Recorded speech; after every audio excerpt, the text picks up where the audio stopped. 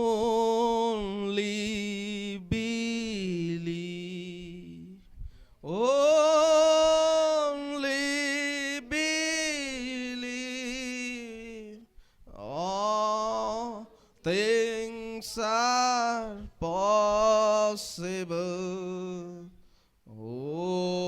only believe. Lord, I believe, my Lord, I believe, and all things are possible, only believe. Jesus is here, my Jesus is here, and all things are possible. My Jesus is here.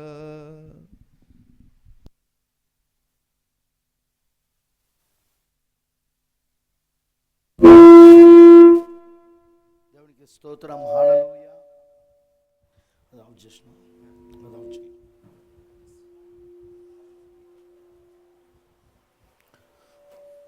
దేవునికి praise the Lord. హల్లెలూయా. దేవుడికి మహిమ కలుగును గాక. క్రీస్తునందు ప్రియమైన దేవుని పిల్లలందరికీ ఈ యొక్క రాత్రికాల సమయంలో ప్రభువైన యేసుక్రీస్తు నామంలో నా యొక్క శుభములు మరియు వందనాలు తెలియజేస్తున్నాను. ప్రభు మీ అందరినీ దీవించునుగాక. మరి రాత్రి నన్ను ప్రేమతో మరి పాస్టర్ మోషే గారికి బురకన్కోటలో సేవ చేస్తున్న పాస్టర్ మోషే గారికి, వారి కుటుంబానికి, సంఘానికి నా ప్రత్యేకమైన వందనాలు తెలియజేస్తున్నాను. అదేవిధంగా ఇక్కడున్న దైవజనులందరికీ, ఈ చింతూరు పరిసర ప్రాంతాల్లో సేవ చేస్తున్న దైవజనులందరికీ నేను పేరు పేరున ప్రభువైన యేసుక్రీస్తు నామములో నాకు శుభములు వందనాలు తెలియజేస్తున్నాను. అలానే ఇక్కడ వచ్చిన విశ్వాసులు, వివిధ సంఘాల నుండి వచ్చిన విశ్వాసులు, అలానే స్థానిక గ్రామంలో నుండి వచ్చిన విశ్వాసులకు, వారికి కూడా నేను నా ప్రత్యేకమైన వందనాలు మరియు శుభములు తెలియజేస్తున్నాను. ప్రభు మీ అందరినీ దీవించును గాక. మరి ఇందాక సాక్ష్యంలో విన్నట్టు 13 సంవత్సరాల క్రితమే మరి ఈ యొక్క మందిరము కట్టబడి ఇక్కడ మరి మందిరము నడిపించబడింది. ఈ చివరికాల వర్తమానమును ఇక్కడ ప్రకటించారు కూడా. అయితే కొన్ని అనివార్య పరిస్థితులను బట్టి ఈ మందిరము మరలాపటి నుండి మూసివేయడం జరిగింది. మరి ఆ అనివార్య పరిస్థితులను బట్టి జరిగిందని తెలిసింది. ఇప్పుడు ఇది తెరవబడడం అది దేవుడు ఇచ్చిన కృపాన్ని నమ్ముతున్నాను నేను. హల్లెలూయా. ఇక్కడ ఈ ప్రాంతంలో, ఈ గ్రామంలో, ఈ చుట్టుపక్కల గ్రామాలలో నిత్య జీవం కొరకు ఏర్పాటు చేయబడిన వాళ్ళు ఎవరెవరైతే ఉన్నారో వారి గడి యొక్క వాక్యము ద్వారా, ఈ కాలం యొక్క వెలుగు ద్వారా రక్షించబడాలనేదే లక్ష్యమై ఉన్నది. వేరే లక్ష్యాలు ఏమీ లేవు. ఇక్కడ ఎత్తబరుడు కొరకు సిద్ధపడవలనని దేవుడు జగత్ పునాది వేయడంపై ఎవరిని ఏర్పరచుకున్నాడో, ఎవరిని ఎన్నుకున్నాడో వారు ఈ కాలం యొక్క వెలుగు కొరకు ఎదురు చూస్తున్నారు. ఈ కాలం యొక్క వెలుగు, ఈ వాక్యం, ఈ వర్తమానం, ఈ అంచకాల వర్తమానము ఖచ్చితంగా వారిని పట్టుకుంటుందని నేను నమ్ముచున్నాను. అందుకోసమే మరి ఈ కూడికను ప్రారంభించారు. ఈ రాత్రి ఇక్కడ మరలా ప్రారంభమవుతున్నది. అందుని బట్టి నేను దేవుని స్తుతిస్తున్నా, అందుని బట్టి నేను దేవుని మహిమపరుస్తున్నాము. ఈ ప్రాంతమునకు వెలుగు వచ్చింది. ఇప్పుడు కొన్ని సంవత్సరాల క్రితం వచ్చింది, కానీ మరలా కొన్ని పరిస్థితులను బట్టి మరలా ఆ వెలుగును దేవుడు తిరిగి తీసుకొచ్చడానికి కృప చూపించాడు ఆయన. అందుని బట్టి దేవుడికి మహిమ కలుగును గాక. బహుశా ఇంకా పక్షిరాజు పిల్లలు ఇక్కడ ఉన్నాయేమో, అందుకోసమే దేవుని నడిపించాడని నేను అనుకుంటున్నాను. దేవునికి స్తోత్రం. Hallelujah. So let's go to the Bible. పరిశుద్ధ గ్రంథంలోనికి మనము వెళ్దాము. యోహాను సువార్త 1వ అధ్యాయము.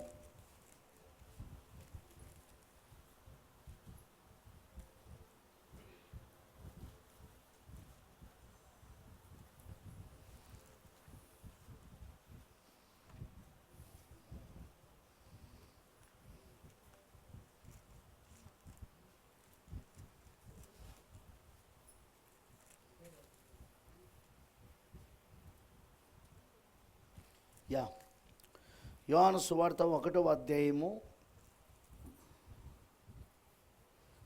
1వ వచనంలో చదువుకుందాం మనము.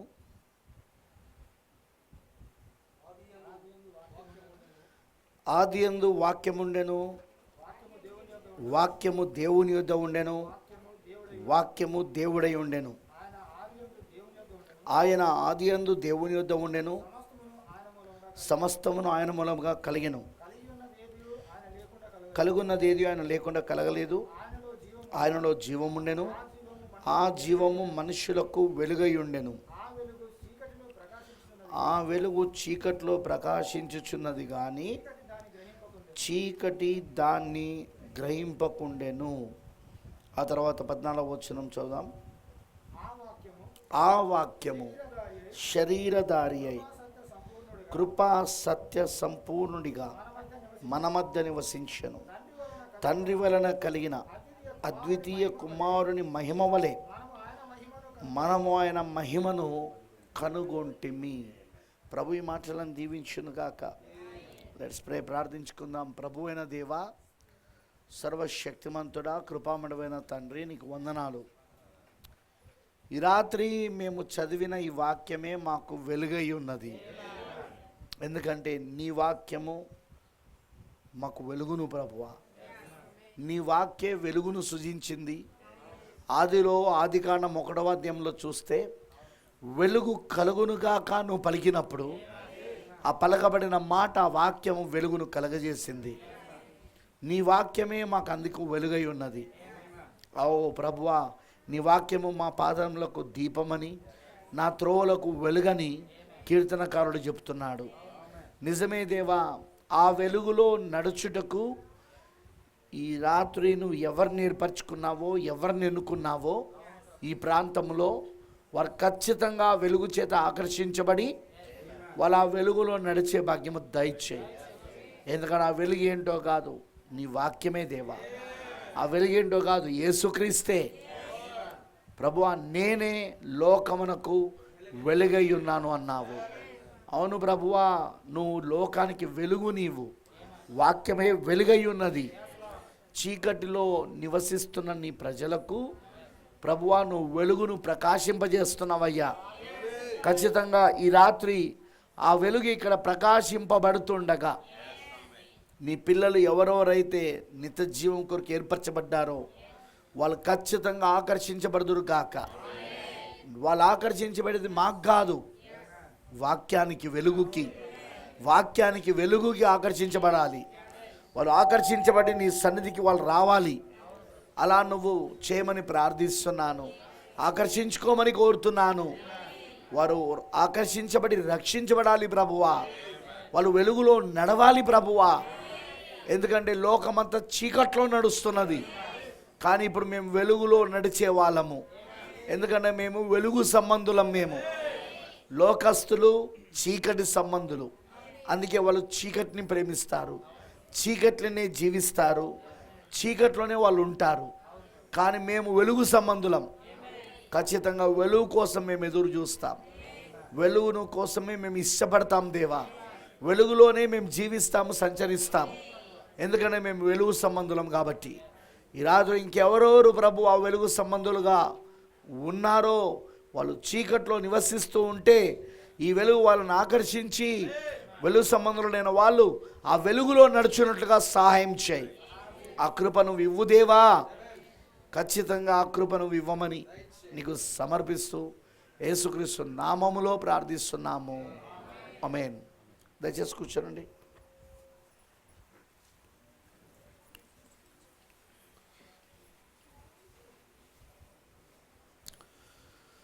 క్రీస్తునందు ప్రియమైన దేవుని పిల్లలందరికీ మరి ఈ రాత్రి ప్రభువైన యేసుక్రీస్తు నామంలో నా యొక్క శుభములు మరి వందనాలు తెలియజేస్తున్నాను. ప్రభు మీ అందరిని దీవించును గాక. ఈ రాత్రి నేను చాలాసేపు ఏమీ తీసుకోను, ఎందుకంటే వర్షంగా ఉంది, వాతావరణం బాగలేదు. బట్ స్టిల్ ఇదేంటంటే మొదటిసారి మరి ఇక్కడ కూటమి ఏర్పాటు చేస్తున్నారు వీళ్ళు. రాబోయే దినాలలో ప్రభు చిత్తమైతే అనేక కూటాలు ఇక్కడ దేవుడు జరిగిస్తాడని నమ్ముతున్నాను నేను. అనేక ఆత్మలు రక్షించబడినట్లు దేవుడు ఇక్కడ కార్యం చేస్తాడని నేను నమ్ముతున్నాను. ప్రైజ్ ది లార్డ్, హల్లెలూయా. మరి నేను ఈ రాత్రి కొన్ని విషయాలు మీతో మాట్లాడాలని కూడా ఆశిస్తున్నాను. మరి నేను నమ్ముచున్నాను పరిశుద్ధాత్మ ఖచ్చితంగా ఈరోజు మనందరితో మాట్లాడతాడని. హల్లెలూయా, ఆమేన్. సరే, బైబిల్ అంటుంది, ఆదియందు వాక్యముండెను, వాక్యము దేవుని వద్ద ఉండెను, వాక్యమే దేవుడై ఉండెను. హల్లెలూయా, వాక్యమే దేవుడై ఉండెను.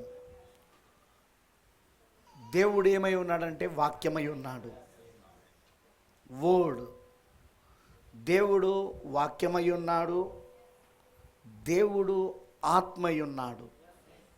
యోహాను సువార్త 4:24 చూస్తే, దేవుడు ఆత్మ గనుక ఆయనను ఆరాధించువారు ఆత్మలోను సత్యములోను ఆరాధించవలనని ఉంది అక్కడ. God is the word, God is the spirit. దేవుడు వాక్యమై ఉన్నాడు, దేవుడు ఆత్మై ఉన్నాడు. అలానే దేవుడు వెలుగై ఉన్నాడు. ఏమై ఉన్నాడు? Yes, God is a light. అవును, దేవుడు వెలుగై ఉన్నాడు. అందుకోసమే నేను జాగ్రత్తగా ఇక్కడ వినండి. ఆదియందు వాక్యం ఉండెను, వాక్యము దేవుని వద్ద ఉండెను, వాక్యమే దేవుడై ఉండెను. ఆయన ఆదియందు దేవుని వద్ద ఉండెను, సమస్తమును ఆయన మూలంగా కలిగెను, కలుగున్నదేదియు ఆయన లేకుండా కలగలేదు. ఆయనలో జీవముండెను, ఆ జీవము మనుషులకు వెలుగై ఉండెను. మనుషులకు వెలుగై ఉండెను. ఇప్పుడు మీరు గమనిస్తే ఆ వెలుగేంటో కాదు, మళ్ళీ జీవమై ఉన్నది. లైఫ్ వెలుగేమిటో కాదు, జీవమై ఉన్నది. జాగ్రత్తగా వినండి నేను చెప్పేది. దేవుడు వాక్యమై ఉన్నాడు, దేవుడు ఆత్మై ఉన్నాడు, అలాగనే దేవుడు వెలుగై ఉన్నాడు, దేవుడు జీవమై ఉన్నాడు. ఎందుకంటే యేసుక్రీస్తు ఏమన్నాడు? నేనే మార్గమును సత్యమును జీవమును. Praise the lord. సో దేవుడు జీవమై ఉన్నాడు. ఇప్పుడు నేను కొన్ని విషయాలు ఇక్కడ మాట్లాడాలని ఆశిస్తున్నాను, కొంచెం జాగ్రత్తగా మీరు వినండి. వెలుగు వాక్యమే, దేవుడు వాక్యమే. దేవుడు ఎవరో కాదు, వాక్యమే. ఇప్పుడు నీ చేతిలో ఉన్న బైబిల్ ఏంటిది అనుకుంటున్నారు? అక్షర రూపంలో ఉన్న దేవుడు. ఏ రూపంలో? అక్షర రూపంలో. ఇవన్నీ అక్షరాలు ఇవి. ఈ అక్షర రూపాలలో ఉన్న దేవుడు ఆయన. ఇప్పుడు అదే స్వరముగా వస్తుంది. నేను ఇప్పుడు బోధిస్తాను. ఈ వాక్యాన్ని నేను బోధించడం స్వరం. ఇది ఎవరంటే దేవుడు. ఆ స్వరము దేవుడై ఉన్నాడు, ఈ అక్షరం దేవుడై ఉన్నాడు. ఆమేనంటారా? ఈ మాట దేవుడై ఉన్నాడు, ఈ వాక్యం దేవుడై ఉన్నాడు. ఈ మాట, ఈ వాక్యం, ఈ స్వరం, ఈ అక్షరములు అవి ఇప్పుడు ప్రింట్ అయి ఉన్నాయి ఇక్కడ. ఇవి దేవుడై ఉన్నాడు ఇదంతా. ఆమేన్. మరి మీరు గమనిస్తే ప్రియమైన దేవుని పిల్లలారా, ఇప్పుడు ఈ వాక్యమే దేవుడే జీవం కూడా అయి ఉన్నాడు, వెలుగై ఉన్నాడు, ఆయనే ఆత్మై ఉన్నాడు. Praise the Lord. ఆత్మ, జీవము, వెలుగు ఇదంతా దేవుడే, ఇదంతా వాక్యమే. హల్లెలూయా. అందుకే మనకు మత్తయి సువార్తలో 4:4 యేసుక్రీస్తు అంటాడు, మనుష్యుడు బ్రతుకుచున్నది రొట్టె వలన మాత్రము కాదు, కానీ దేవుని నోటి నుండి వచ్చే ప్రతి మాట వలన జీవించును. దేవుని నోటి నుండి వచ్చే ప్రతి మాట. ఎందుకు అంటే ఆ మాటనే మనకు ఆత్మీయ ఆహారం. వాక్యమే, దేవుని వాక్యమే మనకు ఆత్మీయ ఆహారం. హల్లెలూయా. ఇప్పుడు శరీరానికి ఎలాగైతే ఆకలి దప్పిక ఉంటుందో, ఆత్మకు కూడా ఆకలి దప్పిక ఉంటుంది. మన ప్రాణానికి కూడా ఆకలి దప్పిక ఉంటుంది. ఇప్పుడు శరీరానికి ఆకలి అయితే మనం అన్నం తింటాం, ఆకలి అయితే మనం ఏదైనా వండుకొని తింటాం సంథింగ్, లేదా ఫ్రూట్స్ తింటాం, ఏది పళ్ళు తింటాం. శరీరానికి దాహం వేస్తే మనం నీళ్లు తాగుతాం, లేదా కూల్ డ్రింక్స్ తాగుతాం. మన దాహాన్ని ఆకలిని శరీరానికి వచ్చినప్పుడు ఎలా తీర్చుకుంటున్నామో ఆహారం ద్వారా, ఆ నీరు ద్వారా, అదేవిధంగా మన ప్రాణానికి కూడా ఆకలి దప్పిక అనేది ఉంది.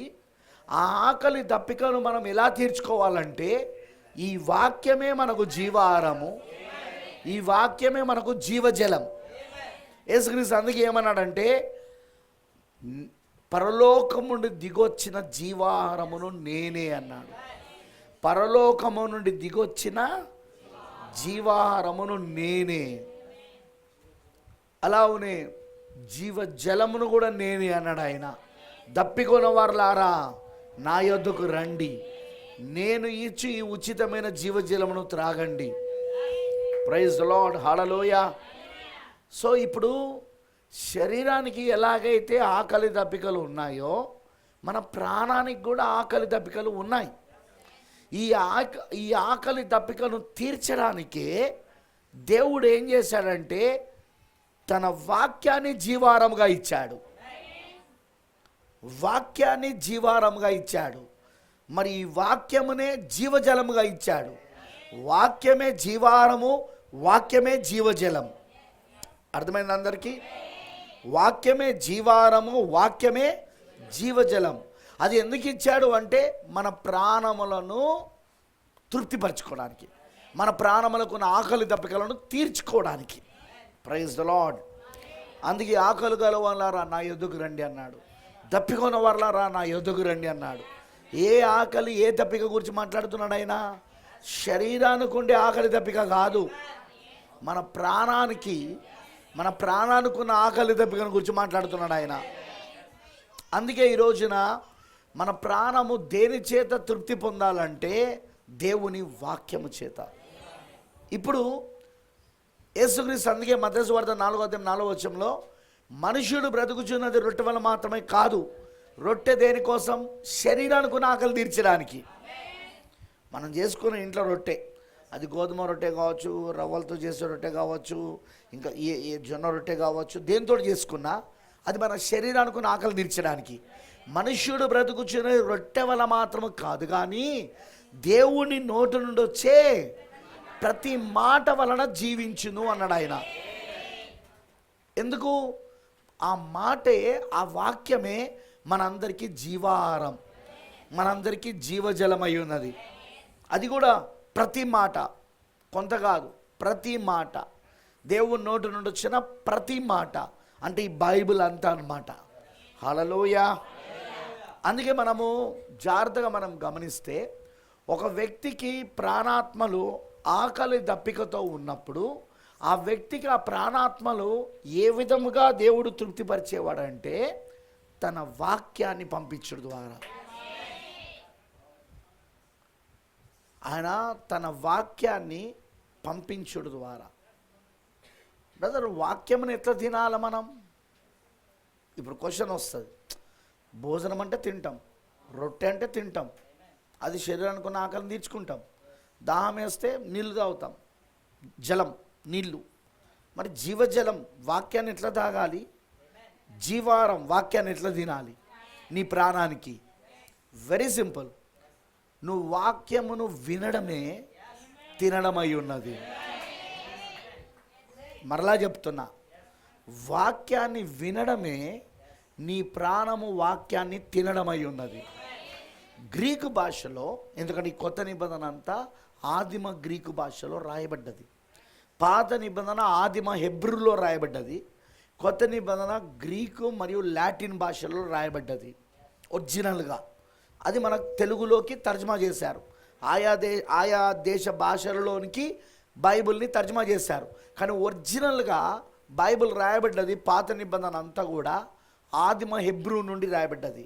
ఆ 39 పుస్తకాలు, పాత నిబంధనలో ఉన్న 39 పుస్తకాలు హెబ్రీ భాషలో రాయబడ్డది ఒరిజినల్గా. ప్రవక్తలు దాన్ని హెబ్రీ భాషలో రాశారు. వాళ్ళకు ఆ పత్రాలు దొరికినప్పుడు, ప్రవక్తలు రాసిన ఆ పత్రాలు ఏవైతే ఉన్నాయో అవి దొరికినప్పుడు ఆ ప్రాంతంలో, ఇజ్రాయెల్ ప్రాంతంలోనే ఒక గుహలో దొరికినాయి. అవి దొరికినప్పుడు ప్రియులారా, అవి హెబ్రీ భాషలో ఉన్నాయి. పాత నిబంధన అంతా, కొత్త నిబంధన అది శిష్యులు రాశారు. అందులో మనం చూస్తున్నాం, మత్తయి అనే శిష్యుడు, మార్క్ అనే శిష్యుడు, లూకా అనే శిష్యుడు, యోహాన్ అనే శిష్యుడు, అదేవిధంగా పౌలు గారు మొదటి సంఘ కాలానికి పంపబడిన ప్రవక్త, వర్తమానికుడు లేదా అపోస్తలుడైన పౌలు గారు 14 పత్రికలు రాశాడు. ఆయన 14 పత్రికలు రాశాడు. రోమిలోకి రాస్తున్న పత్రిక, అంటే రోమాలో ఉన్న సంఘానికి ఓ పత్రిక రాశాడు. తర్వాత ఆయన కొరంతి అనే పట్టణంలో ఉన్న సంఘానికి 2 పత్రికలు రాశాడు. కొరంతి మొదటి పత్రిక, 2వ పత్రిక. ఆ తర్వాత గలతీ అనే పట్టణంలో ఉన్న గలతీయులు అనే పట్టణంలో ఉన్న సంఘానికి గలతీ పత్రిక రాశాడు. ఆ తర్వాత ఎఫెసి అనే పట్టణంలో ఉన్న ఎఫెసీయులు అనే పట్టణానికి ఒక పత్రిక రాశాడు, అక్కడ ఉన్న సంఘానికి. ఈ విధంగా ఆయన 14 పత్రికలు రాశాడు ఆయన. ఆ పత్రికలలో కొన్ని సేవకులకు రాశాడు. ఉదాహరణ, తిమోతి ఉన్నాడు. తిమోతి ఎవరు అంటే పాస్టర్, పౌలు గారే అభిషేకించాడు ఆయన పాస్టర్గా. తీతు ఉన్నాడు. తీతు ఎవరంటే పాస్టర్. అలా ఉన్న ఫిలమోన్ ఉన్నాడు. ఫిలమోన్ ఎవరంటే పాస్టర్. వాళ్ళు పాస్టర్లు, వాళ్ళకు రాసిన పత్రికలు అవి, పాస్టర్లకు రాసిన పత్రికలు అవి ఆ పత్రికలు. ఆ తర్వాత పౌలు గారియే కాకుండా పేతురుది ఉన్నది. ఈ పేతురు 2 పత్రికలు రాశాడు. పేతురు ఎవరెవరు రాశాడంటే అటు అన్యజనులకు రాశాడు, అటు యూదులకు రాశాడు. ఇద్దరికీ రాశాడు, అన్యజనులకు యూదులకు రాశాడు ఆయన. ఎందుకంటే అప్పుడు అన్యజనులు యూదులు కలిసి ఉన్న సంఘమే ఆది సంఘం. యూదులు రక్షించబడ్డారు ఆది సంఘంలా, మరియు అన్యులు రక్షించబడ్డారు. ఫస్ట్ సువార్త యూదుల దగ్గర నుండే మొదలైంది. యేసుక్రీస్తు యూదులలోనే జన్మించబడ్డాడు. యేసుక్రీస్తు యూదయలోనే జన్మించబడ్డాడు. తెలుసు మనందరికీ, బెత్లెహేముల, యూదయ బెత్లెహేములో జన్మించబడ్డాడు ఆయన పుట్టింది ఇజ్రాయెలులోనే, ఆయన పెరిగింది ఇజ్రాయెలులోనే, ఆయన సువార్త చేసింది ఇజ్రాయెలులోనే, ఆయన చనిపోయింది ఇజ్రాయెల్లోనే, యెరూషలేములోనే చనిపోయి పాతిపెట్టబడి తిరిగి లేచాడు. ఆయన సేవలో 12 మంది అపోస్తులను ఏర్పరచుకున్నాడు. ఆ 12 మంది అపోస్తులు కూడా యూదులే, వాళ్ళు ఇజ్రాయెలులే, యూదులే. ఆయన రక్షించింది, ఆయన యూదులనే రక్షించాడు. ముందు ఆయన పెంతెకోస్తు పండుగ రోజున పరిశుద్ధాత్మతో నింపబడిన 120 మంది ఎవరైతే ఉన్నారో అపోస్తలుల కార్యములు 2వ అధ్యాయంలో, వాళ్ళు యూదులే, వాళ్ళందరూ ఇజ్రాయేలు యూదులే. ప్రైజ్ ది లార్డ్, హల్లెలూయా. యూదుల యొద్ద నుండే సువార్త అన్యజనుల దగ్గరికి వెళ్తున్నది. అలానే యేసు చెప్పాడు.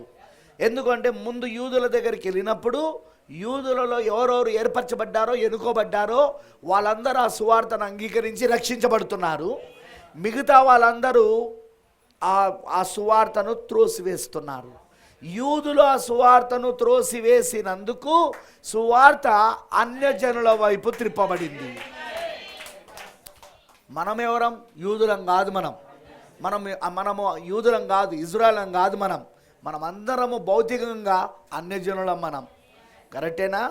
ఇప్పుడు మీరున్నారు, మీరంతా ట్రైబల్ పీపుల్, మీరంతా ఎవరు అంటే ఆదివాసులు. మీరు అక్కడ ఇజ్రాయెల్ ఆదివాసులు లేరు.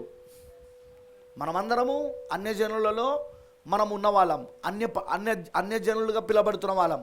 సువార్త ఆది అపోస్తల కాలములోనే, అపోస్తల కార్యములోనే యూదుల దగ్గర నుండి సువార్త అన్యజనుల జల వైపు వచ్చింది. అదే ఇక్కడ మీరు ఎక్కడ కనబడుతుందండి, ఇప్పుడు టైం లేదు కానీ అవన్నీ చూపించడానికి. అది మీకు అపోస్తల కార్యం 9వ అధ్యాయంలో మీకు కొర్నేలి ఇంటి దగ్గర కనబడుతుంది. అది ఫస్ట్ టైం సువార్త అన్యజనులకు అందించబడింది. ఇప్పుడు అంటే కొర్నేలి ఇంటి దగ్గర. కొర్నేలి ఎవరు అంటే ఒక అన్యుడు.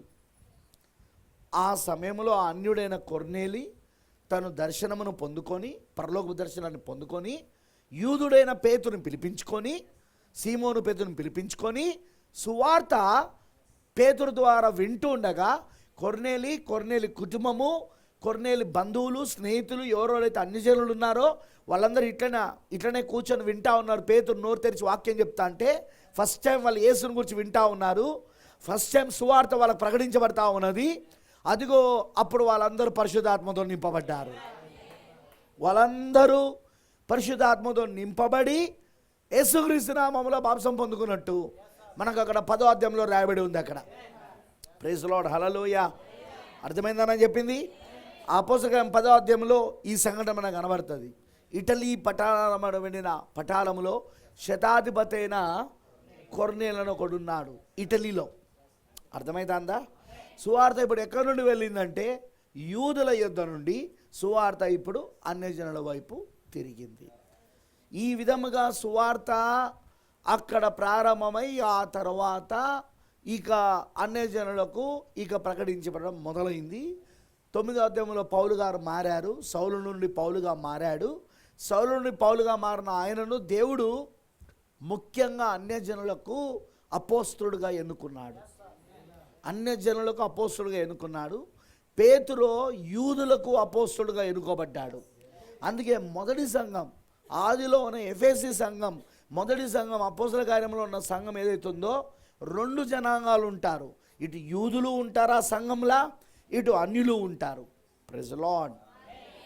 అంతేకాదు ప్రేమైన దొంపిల్లారా, మీరు జాగ్రత్తగా గమనిస్తే ఇప్పుడు ఈ యొక్క పత్రికలు ఏవైతే బైబిల్లో రాయబడ్డాయో వాటిలో కొన్ని యూదులకు రాయబడ్డాయి, కొన్ని అన్యులకు రాయబడ్డాయి.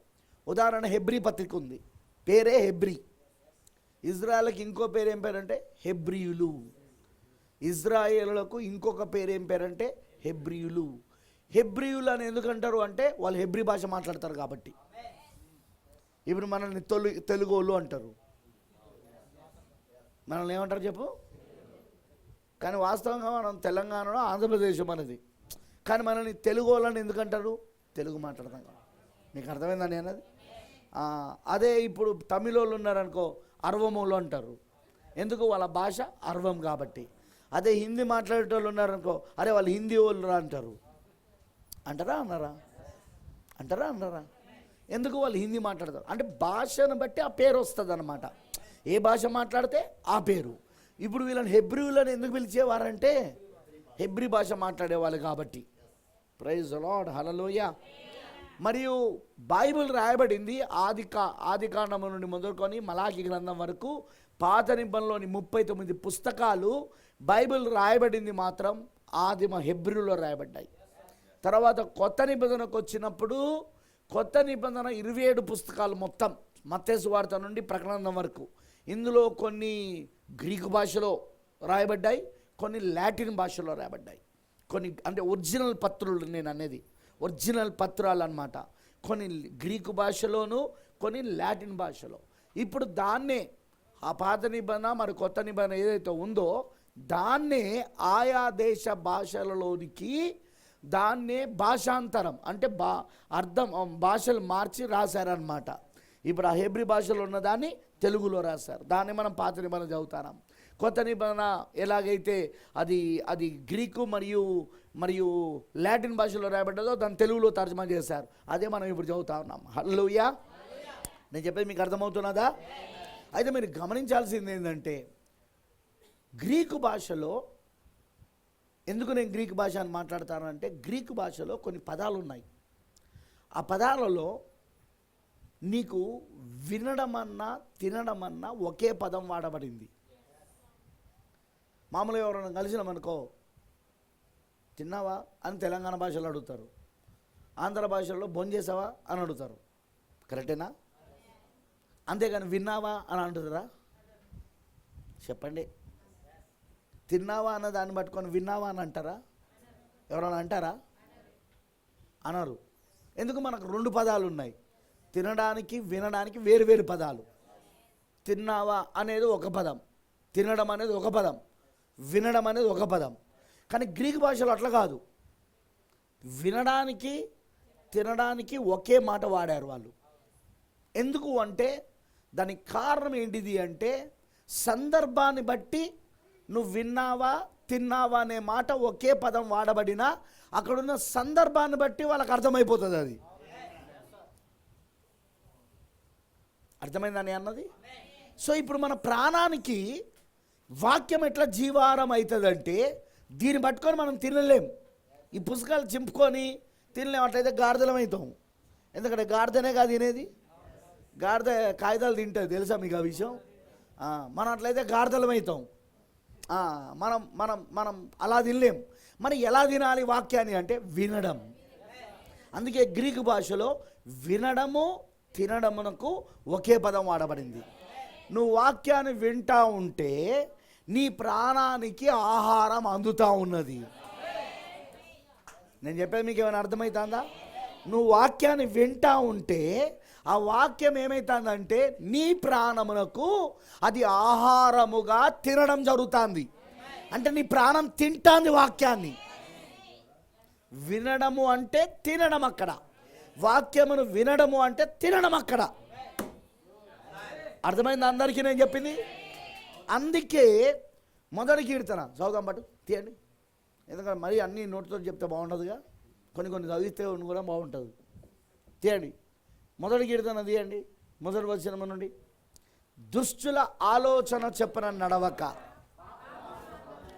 పాపల మార్గం నిలవక, అపాసులు కూర్చున్న చూడండి కూర్చుండక.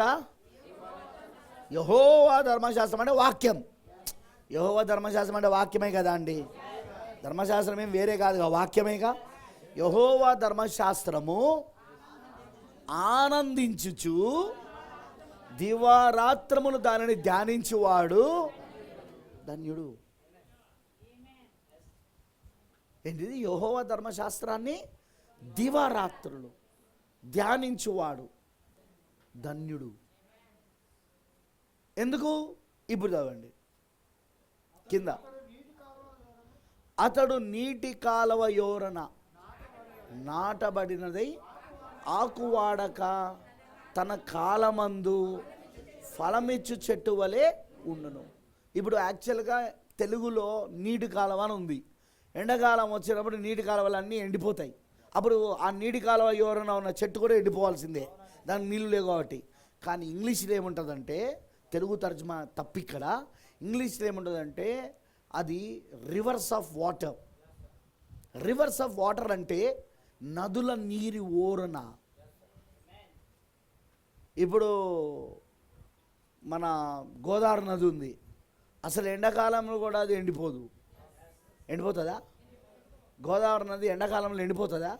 అది జీవనది అంటారు వాటిని. ఎండిపోని నదులన్నిటినీ జీవనదులు అంటారు వాటిని. అన్ని కాలాలలో అది ప్రవహిస్తూనే ఉంటుంది.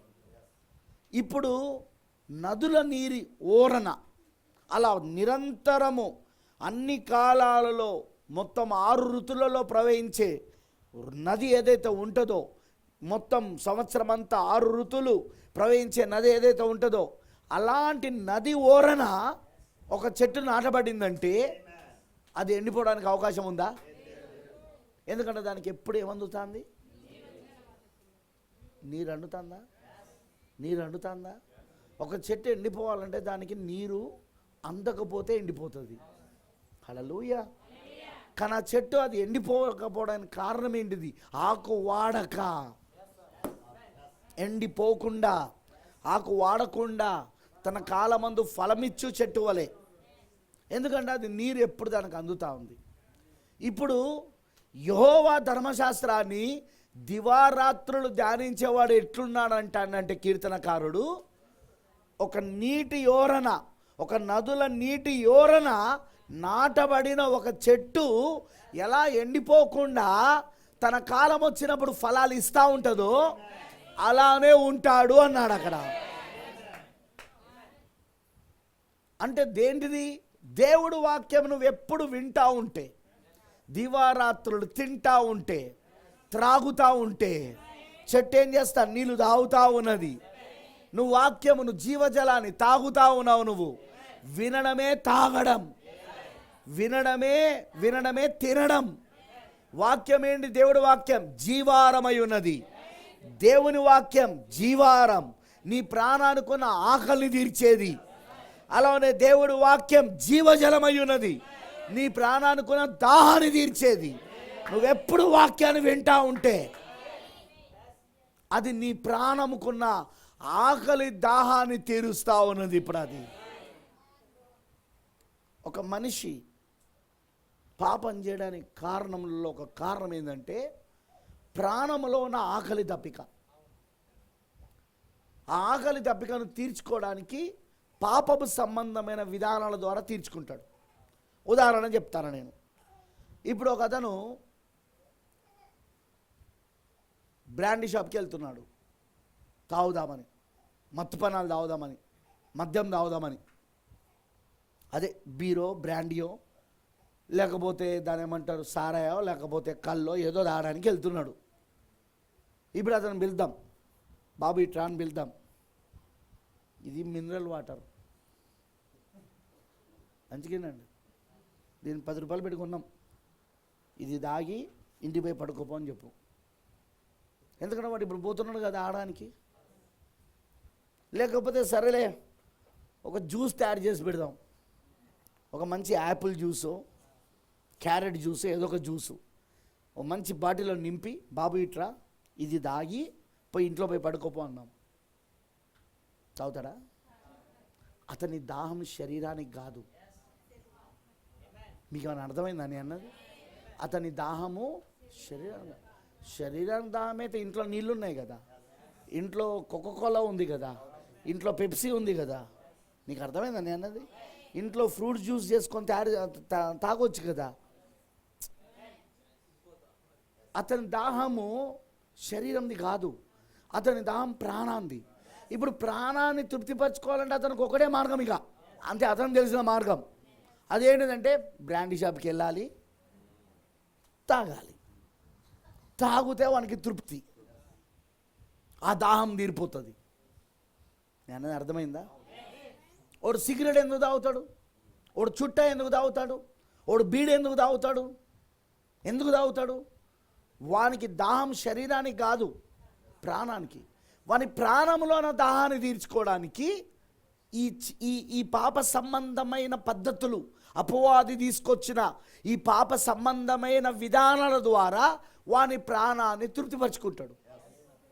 అందుకే వాడు ఒక సిగరెట్ తాగుతాడు, లేదా బీడి తాగుతాడు, లేదా చుట్ట తాగుతాడు, మళ్ళీ గంట తాగుతా, మళ్ళీ సిగరెట్ తాగుతాడు. అంటే మళ్ళీ దాహం వేస్తుంది, మళ్ళీ మొదలుపెట్టాడు. అర్థమైందని అన్నది? ఇలా సిగరెట్ ఎంబడి సిగరెట్ తాగుతూనే ఉంటాడు, లోపల లివర్ చెడిపోతూనే ఉంటుంది, ఊపిరితిత్తులు చెడిపోతూనే ఉంటాయి. కొద్ది రోజులకు డాక్టర్ దగ్గర పోతాడు, డాక్టర్ అంటాడు సిగరెట్ తాగే అలవాటు ఉందా, మందు తాగే అలవాటు ఉందంటే నీ పని అయిపోయింది అంటాడు. దగ్గరకు వచ్చినావు చూసుకో అంటాడు. అంటాడా అన్నాడా? నిజమా కాదమ్మా?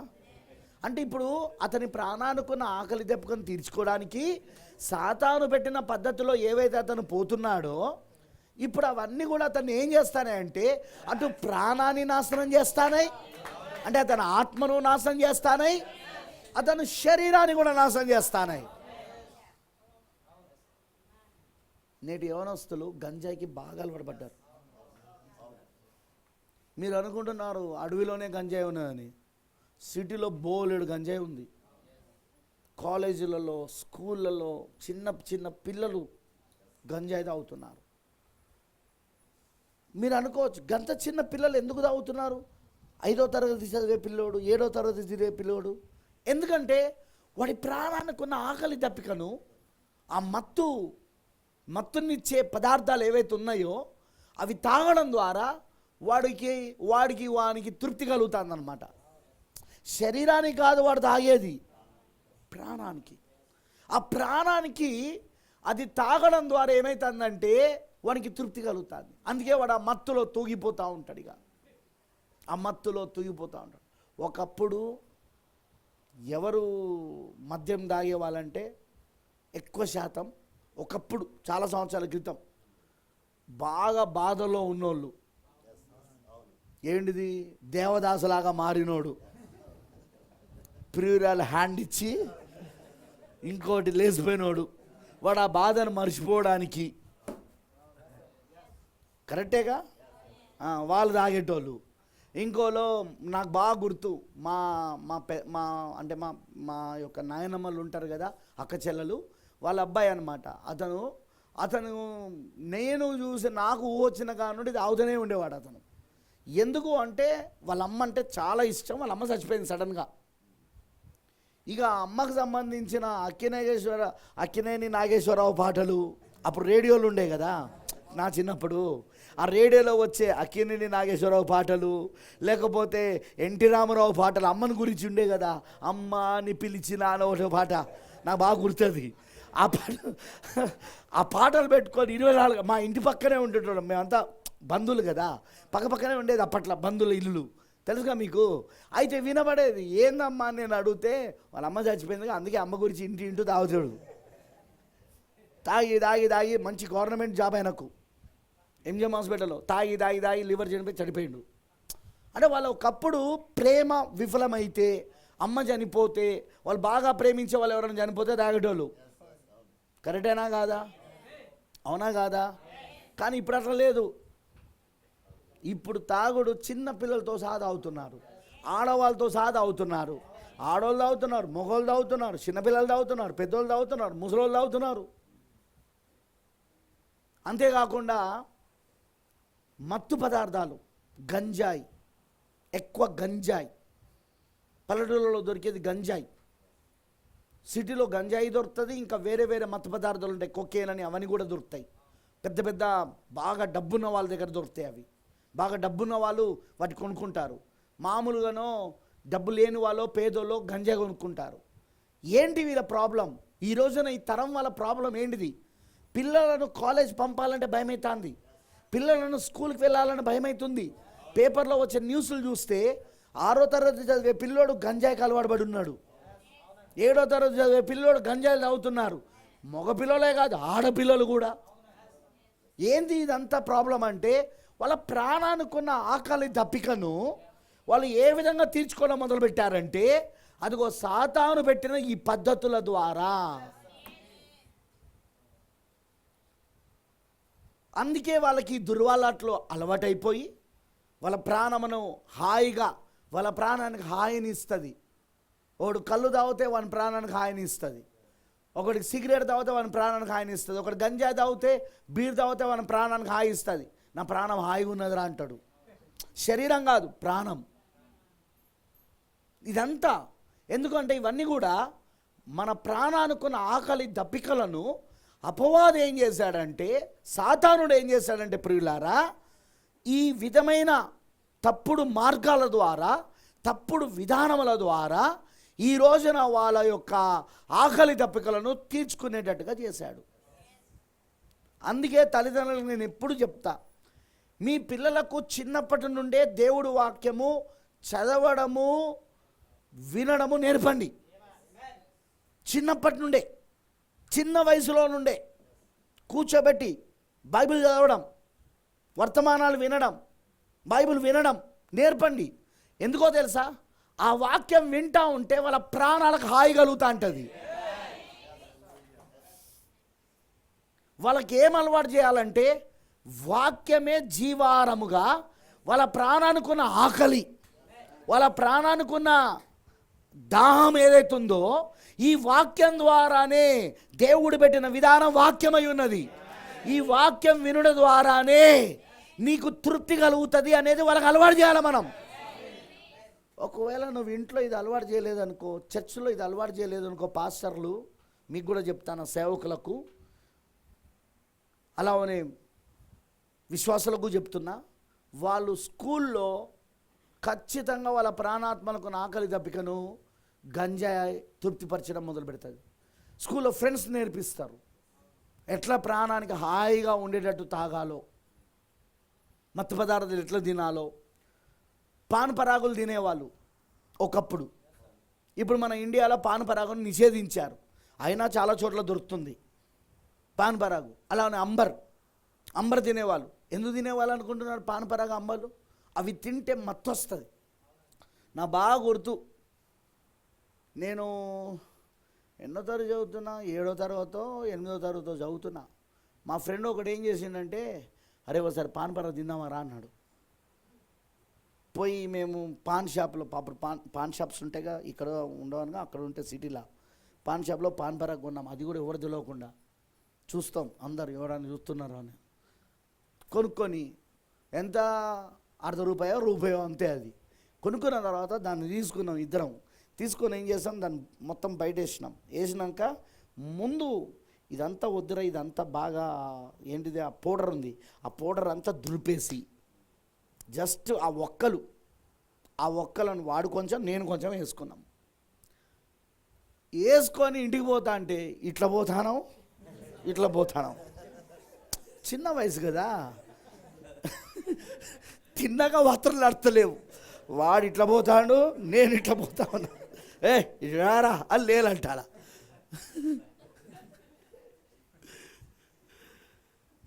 కానీ అది వేసుకున్నందుకు మంచిగా అనిపించింది, అది వేసుకున్నందుకు ప్రాణానికి హాయి అనిపించింది. కొద్దిసేపు దాకా ఏదో లోకంలోకి వెళ్ళిపోయినట్టు అనిపించింది, ఏదో ఉన్నట్టుగా. అదిగో అక్కడ మొదలవుతుంది అన్నమాట. నీకు అర్థమైందా నేను అన్నది? వాళ్ళ ప్రాణానికి హాయిగా అనిపించడం మొదలైనప్పుడు ఒక్కటి తిన్నారా, నెక్స్ట్ ఇంకోటి తింటారు. ఈసారి పౌడరు దులుపుకోరు, పౌడర్తో కలిపేసుకుంటారు. ఇది తినగా తినగా తినగా ఈ మత్తు శరీరానికి ఏమైపోతుంది అంటే అలవాటు అవుతుంది. అలవాటైన తర్వాత దీనికంటే కొంచెం ఎక్కువ డోస్ ఇచ్చేది కావాలా. అప్పుడు డైరెక్ట్గా పొగాకు అమ్మే అంబర్ ఏంటి, పొగాకు. డైరెక్ట్గా పొగాకుని తీసుకొని పెట్టుకొని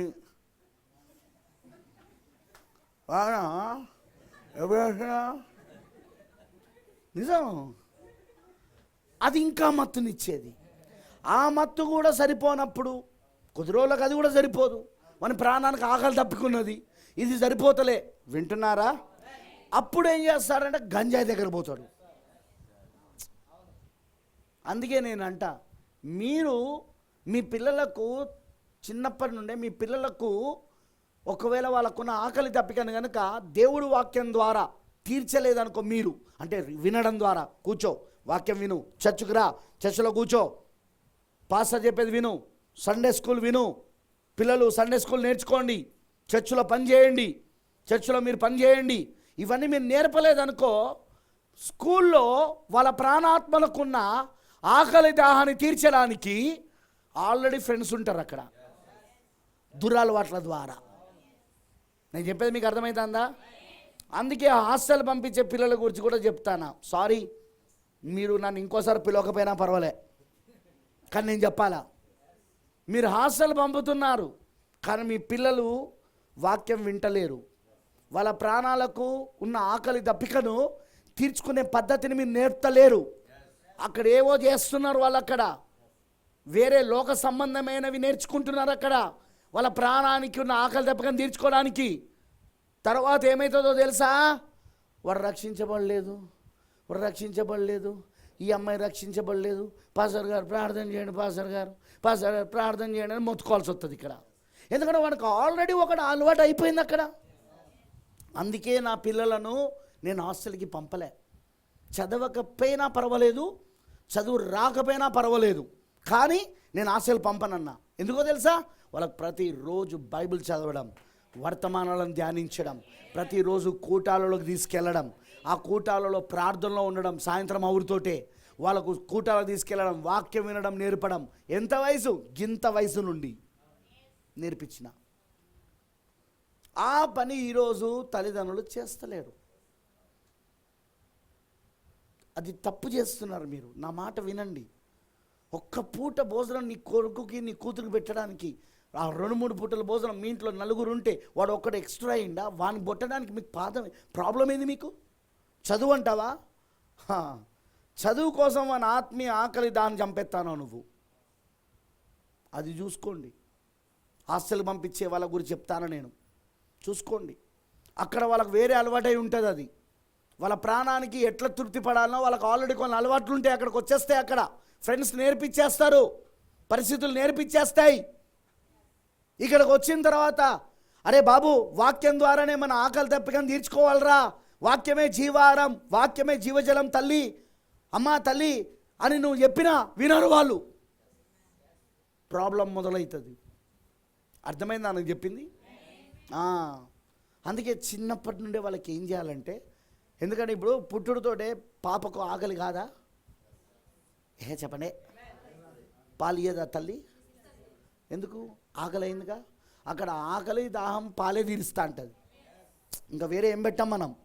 తల్లి పాలే ఆకలి దాహాన్ని. కొంత వయసు వచ్చేదాకా, 6 నెలల వయసు వచ్చేదాకా, 6 నెలల వయసుకు వచ్చినప్పుడు మనం అన్నప్రసనం చేస్తాం. అంటే అప్పుడే ఇక బలమైన ఆహారం. దాహం తీర్చుకోవడానికో పాలు, ఆకలి తీర్చుకోవడానికో ఉగ్గు అంటాం మనం, తెలుసుగా మీకు? మీరు ఉగ్గే అంటారా? ఇక్కడ ఉగ్గు పెట్టడం మొదలు పెడతాం మనం. అదే కొన్ని పదార్థాలను వాళ్ళకి పెట్టడం మొదలు పెడతాం. అదే బాగా డబ్బున్న వాళ్ళు అయితే సెర్లాక్ తెచ్చుకొని, షాప్లో దొరికే సెర్లాక్ తెచ్చుకొని సెర్లాక్ తినిపిస్తూ ఉంటారు. ఆ సెర్లాక్లో అన్నీ ఉంటాయి అన్నమాట. అర్థమైందని అన్నది? ఇంట్లోనైతే మనం తయారు చేసుకుంటాం. కరెక్టేనా? సో ఇప్పుడు ఏం చేస్తున్నాం? ఆ పిల్లోడికి ఆకలి దాహాన్ని ఫస్ట్ పాల ద్వారా తీరుస్తున్నాం, ఏది భౌతికంగా. తర్వాత ఏం చేస్తున్నాం? 6 నెలలకు వచ్చినప్పుడు ఆకలి పెరిగింది, ఇప్పుడు ఉట్టి పాలు సరిపోవు, కొంచెం అన్నం పెట్టడం, ఉగ్గు పెట్టడం మొదలు పెడతాం. అర్థమవుతుందని అన్నది? ఇప్పుడు దాహం తీర్చడానికి పాలు కూడా ఇస్తాం. ఇప్పుడు ఆ బిడ్డకు భౌతికమైన శరీరంతో పాటు ఆకలి తప్పికనే ఉండదు, ప్రాణానికి కూడా ఉంటుంది. అందుకే ఆ చిన్న బిడ్డ అయినా సరే నువ్వు చర్చకు తీసుకురావాలా. ఆ బిడ్డకు వాక్యం అర్థమైనా కాకపోయినా చర్చలో కూర్చొని వినాలా. మీకు అర్థమైందని అన్నది? ఏ ఊరుకోడు పాస్టర్ గారు, 6 నెలల పాపకి ఏమర్థమవుతుంది, 3 నెలల పాపకి ఏమర్థమవుతుందా? పాత నిబంధనలో దేవుడు ఏం చెప్పాడో తెలుసా? 8వ రోజునే తీసుకురావాలా దేవుడి మందిరానికి. మగపిల్లోనైతే 8వ రోజే తీసుకొచ్చి సున్నతి చేయించాలి, అక్కడ దేవుడి మందిరాన్ని తీసుకురావాలి. చాలామంది అంటుంటారు, ఏమని అంటుంటారంటే, బాలింత బ్రదర్ ఏం తీసుకురామంటావు? 3 నెలలైంది బాలింతనా? 6 నెలలైంది బాలింతనా?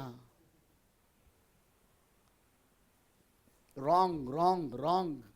అతని ప్రాణానుకున్న ఆకలి దప్పికను ఆ చిన్న బిడ్డ, 6 నెలల బిడ్డ లేదా సంవత్సరం బిడ్డ ప్రాణానుకున్న ఆకలి దప్పికను నువ్వు చిన్నప్పటి నుండే దేవుడి మందిరంలో ఆ బిడ్డకు అర్థమవుతుందా కాదా తర్వాత అది నువ్వు అందిస్తూనే ఉండాలి. అక్కడ ఆ యెహోవాను స్తుతించడం, ఆ యేసుక్రీస్తును స్తుతించడం, ఆ స్తుతులు వినబడడం, ఆ పిల్లవాడు అప్పటి నుండే చప్పట్లు కొట్టడం. మనమందరం చప్పట్లు కొడతా అంటే అతను చెప్ప కొడతా ఉంటాడు. ఎంతున్నాడు?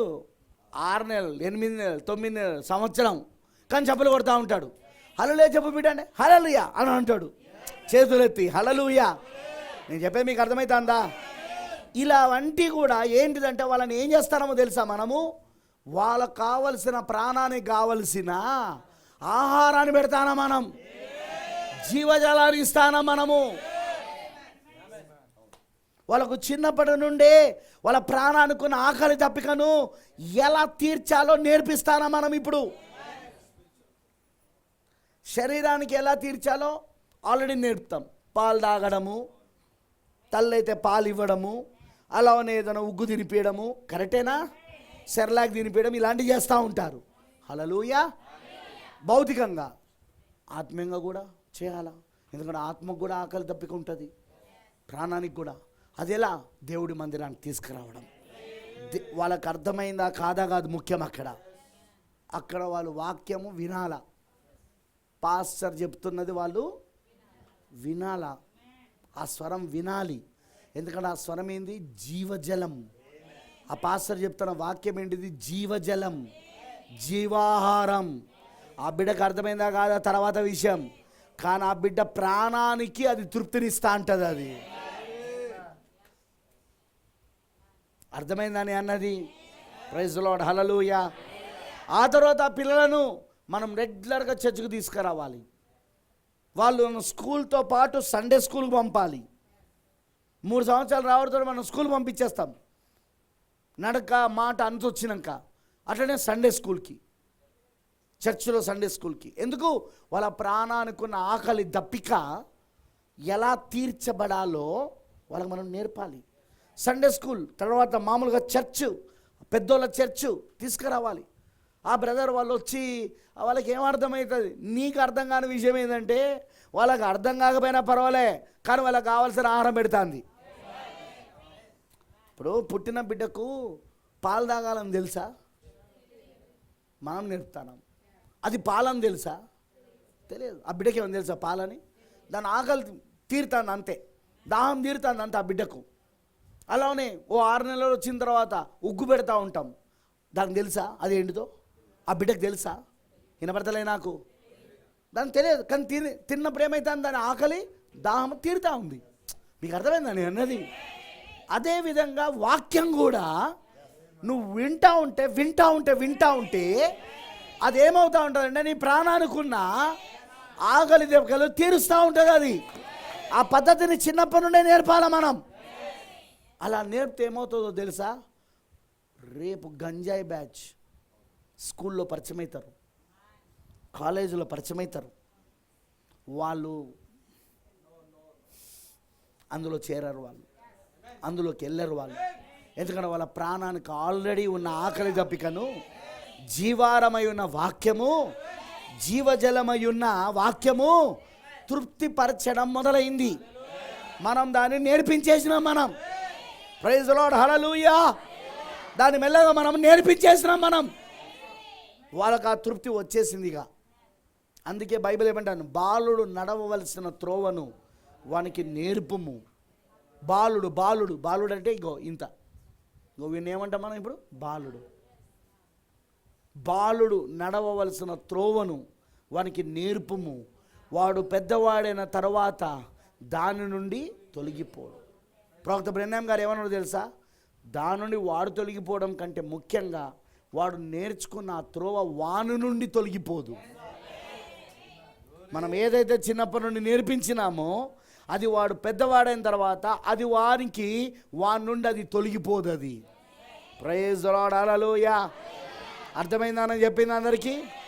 అందుకే మనము మన శరీరానికి ఉన్న ఆకలి దప్పికను ఎట్లా తీర్చుకుంటామో మన ప్రాణానికి కూడా ఆకలి దప్పిక ఉంది. దాన్ని ఎట్లా తీర్చుకోవాలంటే వాక్యమే జీవారము, వాక్యమే జీవజలం. తినడమన్నా వినడమన్నా ఒకే మాట వాడబడింది గ్రీక్లా.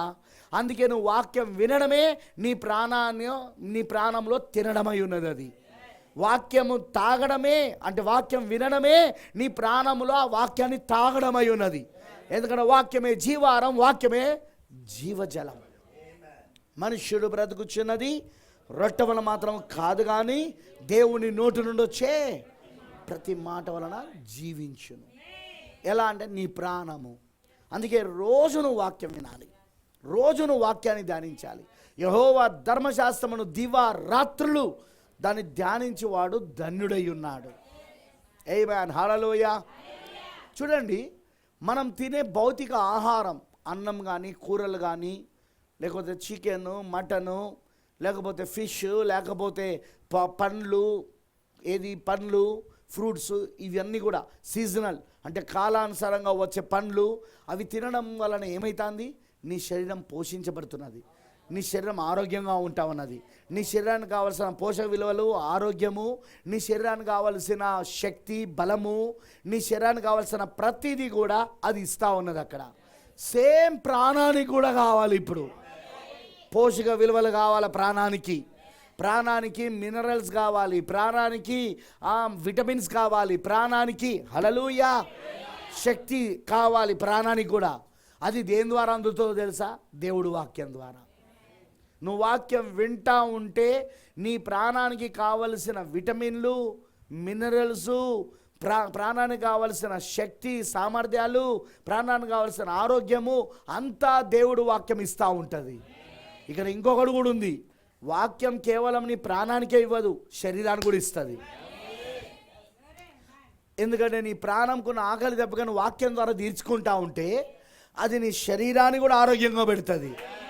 అదే సాతాను పెట్టిన పద్ధతిలో, పాప పద్ధతిలో అది ఆ సారాయి తాగడము, సిగరెట్లు తాగడము, గుట్కాలు తినడము, మత్తు పదార్థాలు తినడము, ఇవన్నీ కూడా ఏవైతే ఉన్నాయో వాటి ద్వారా నీ ప్రాణాన్ని తృప్తిపరచుకుంటే అది కేవలం నీ ప్రాణాన్ని మాత్రమే నాశనం చేయట్లే, నీ ఆత్మను మాత్రమే నాశనం చేయట్లే, నీ శరీరాన్ని కూడా నాశనం చేస్తుంది అది. ప్రైజ్ ది లార్డ్, హల్లెలూయా. నేను చెప్పే అర్థమవుతుందా? ఎందుకంటే బైబిల్ అంటుంది, నీ వాక్యమే నా పాదములకు దీపము, నా త్రోవకు వెలుగై ఉన్నది. ఇప్పుడు వాక్యం ఏంటిదంటే వెలుగు, ఆ వెలుగే జీవము. వెలుగు ఏంటి చెప్పండి? జీవం. ఇప్పుడు ఉదాహరణగా ప్రకృతి సంబంధమైన వెలుగును చూడండి, సూర్యుని వెలుగు. నీ తెలుసా సూర్యుని వెలుగు కనుక భూమిపైకి రాకపోతే ఒక్క చెట్టు కూడా పుట్టదని? ఒక్క చెట్టు కూడా పుట్టదు, ఒక్క చెట్టు కూడా జీవించదు. ఎందుకంటే ఆ వెలిగే ఆకులపైన పడినప్పుడు, చెట్టు ఒక ఆకులపైన పడినప్పుడు ఆకులు ఏవైతే ఉంటాయో అవి గ్రీన్ రంగులో ఉంటాయి, ఆకుపచ్చ కలర్, ఆకుపచ్చ రంగు, గ్రీన్.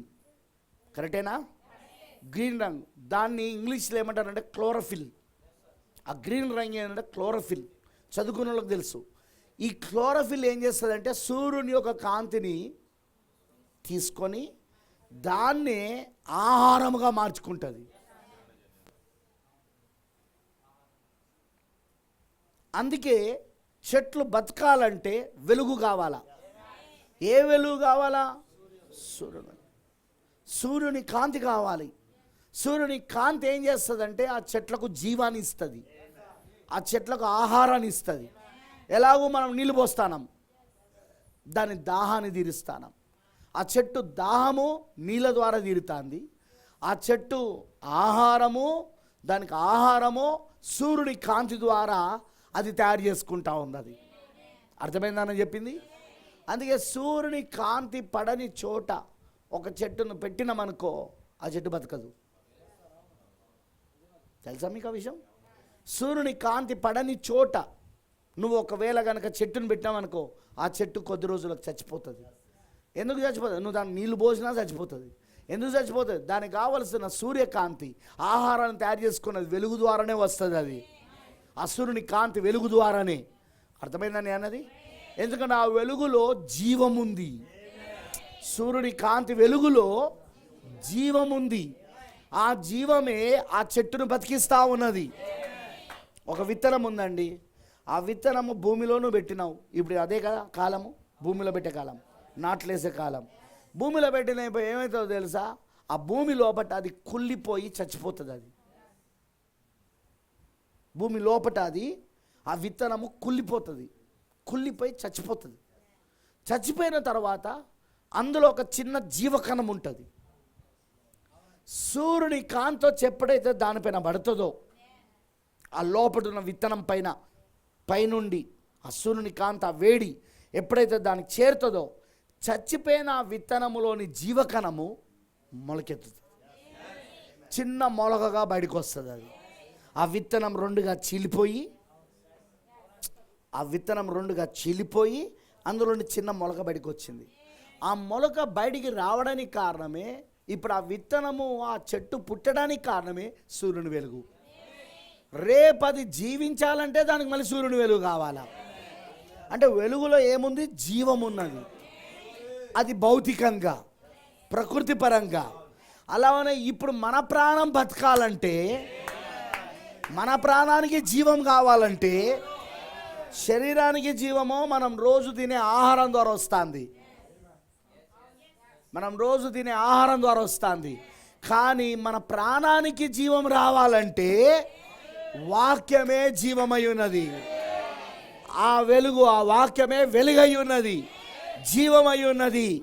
ఇప్పుడు ఆ వెలుగు, ఆ జీవం ఏం చేస్తా ఉన్నదంటే ఆ వాక్యమైన వెలుగు, ఆ జీవము మన ప్రాణాన్ని బతికిస్తా ఉన్నది.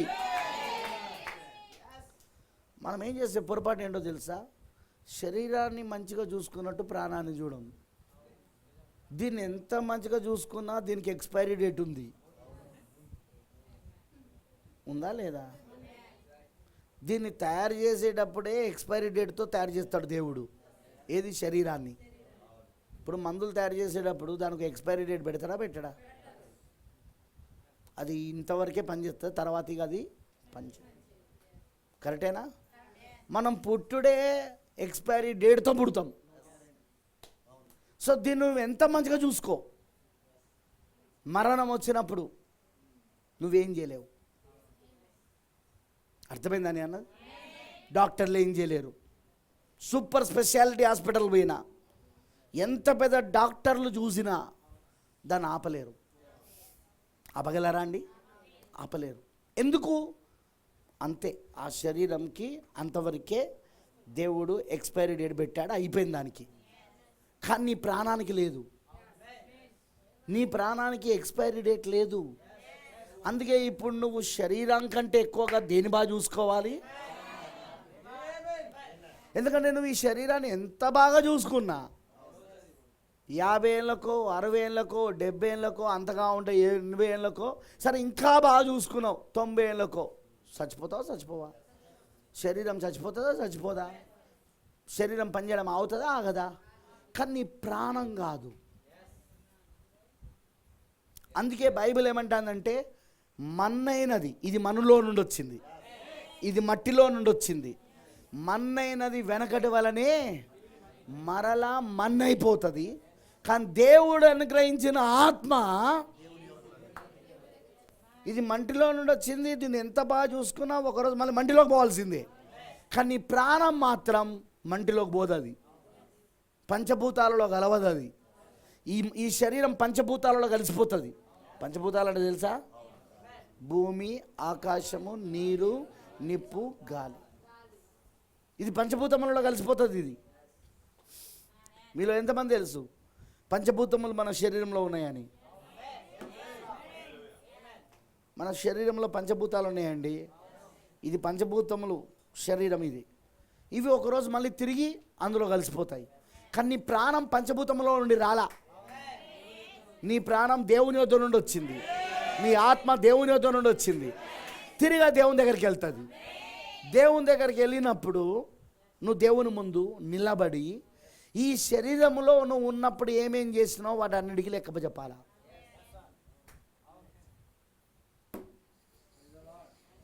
ఈ శరీరంలో నీకు ఉన్నప్పుడు 50 ఏళ్ళు ఉన్నావా, 60 ఏళ్ళు ఉన్నావా, 70 ఏళ్ళు ఉన్నావా, 80 ఏళ్ళు ఉన్నావా, ఎన్ని సంవత్సరాలు ప్రయాణం చేసినావో భూమి పైన ఈ శరీరంలో నీ ప్రాణం. నువ్వంటే ఈ శరీరం కాదు, నువ్వంటే నీ ప్రాణం, నువ్వంటే నీ ఆత్మ. మనం కేవలం శరీరాన్ని చూసుకొని మురిసిపోతూ ఉంటాం. అద్దం ముందు నిలబడి ఇట్లా ఇట్లా తిప్పుకొని బాగున్నానా, సైడ్ నుండి బాగున్నానా, వెనక నుండి బాగున్నానా అని మురిసిపోతూ ఉంటాం. కానీ అసలు నువ్వు అది కాదు, అది ఉట్టి మట్టి. సైన్స్ ప్రకారంగా చెంచడు మట్టి. ఎంత అంతే, చెంచడే. మొత్తం శరీరం అంతా చెంచడు మట్టి. నువ్వు సైన్స్ ప్రకారంగా చెంచడు మట్టితో తయారు చేసిండు దేవుడు నీ శరీరాన్ని. అర్థమైందని అన్నది. ఒకవేళ తెల్లగా ఉంటే తెల్ల మట్టివి, నల్లగా ఉంటే నల్ల మట్టివి, ఎర్రగా ఉంటే ఎర్ర మట్టివి, గోధుమ రంగులో ఉంటే మట్టిలో రంగులు లేవా? అంతే. ఈ మట్టికి మళ్ళీ లిప్స్టిక్లు, ఈ మట్టికి మళ్ళీ ఆభరణాలు, ఈ మట్టికి మళ్ళీ పూలు, ఈ మట్టికి మళ్ళీ అన్నీగా ఫ్యాషను. అసలు చూసుకోవాల్సింది మనం ప్రాణాన్నమ్మా బ్రదర్. మనం చూసుకోవాల్సింది శరీరాన్ని కాదు, ప్రాణం. మొన్న మధ్యలో పేపర్లో పడింది, వాళ్ళ తల్లి చచ్చిపోయింది, ఆమెకు పిల్లలు ఉన్నారు. తల్లి చచ్చిపోతే వాడు పోయి వాళ్ళు హిందువులు అనమాట, కట్టెలు పెడతారు కదా కాల్చడానికి. ఆ కట్టెలన్నీ పేర్చి పెడితే వీడిపోయి పడుకున్నాడు. లేరా అంటే లేస్తలేడు. ఎందుకు అంటే మా అమ్మపై ఒంటిపై ఉన్న నగలని నాకే ఇయ్యాలి.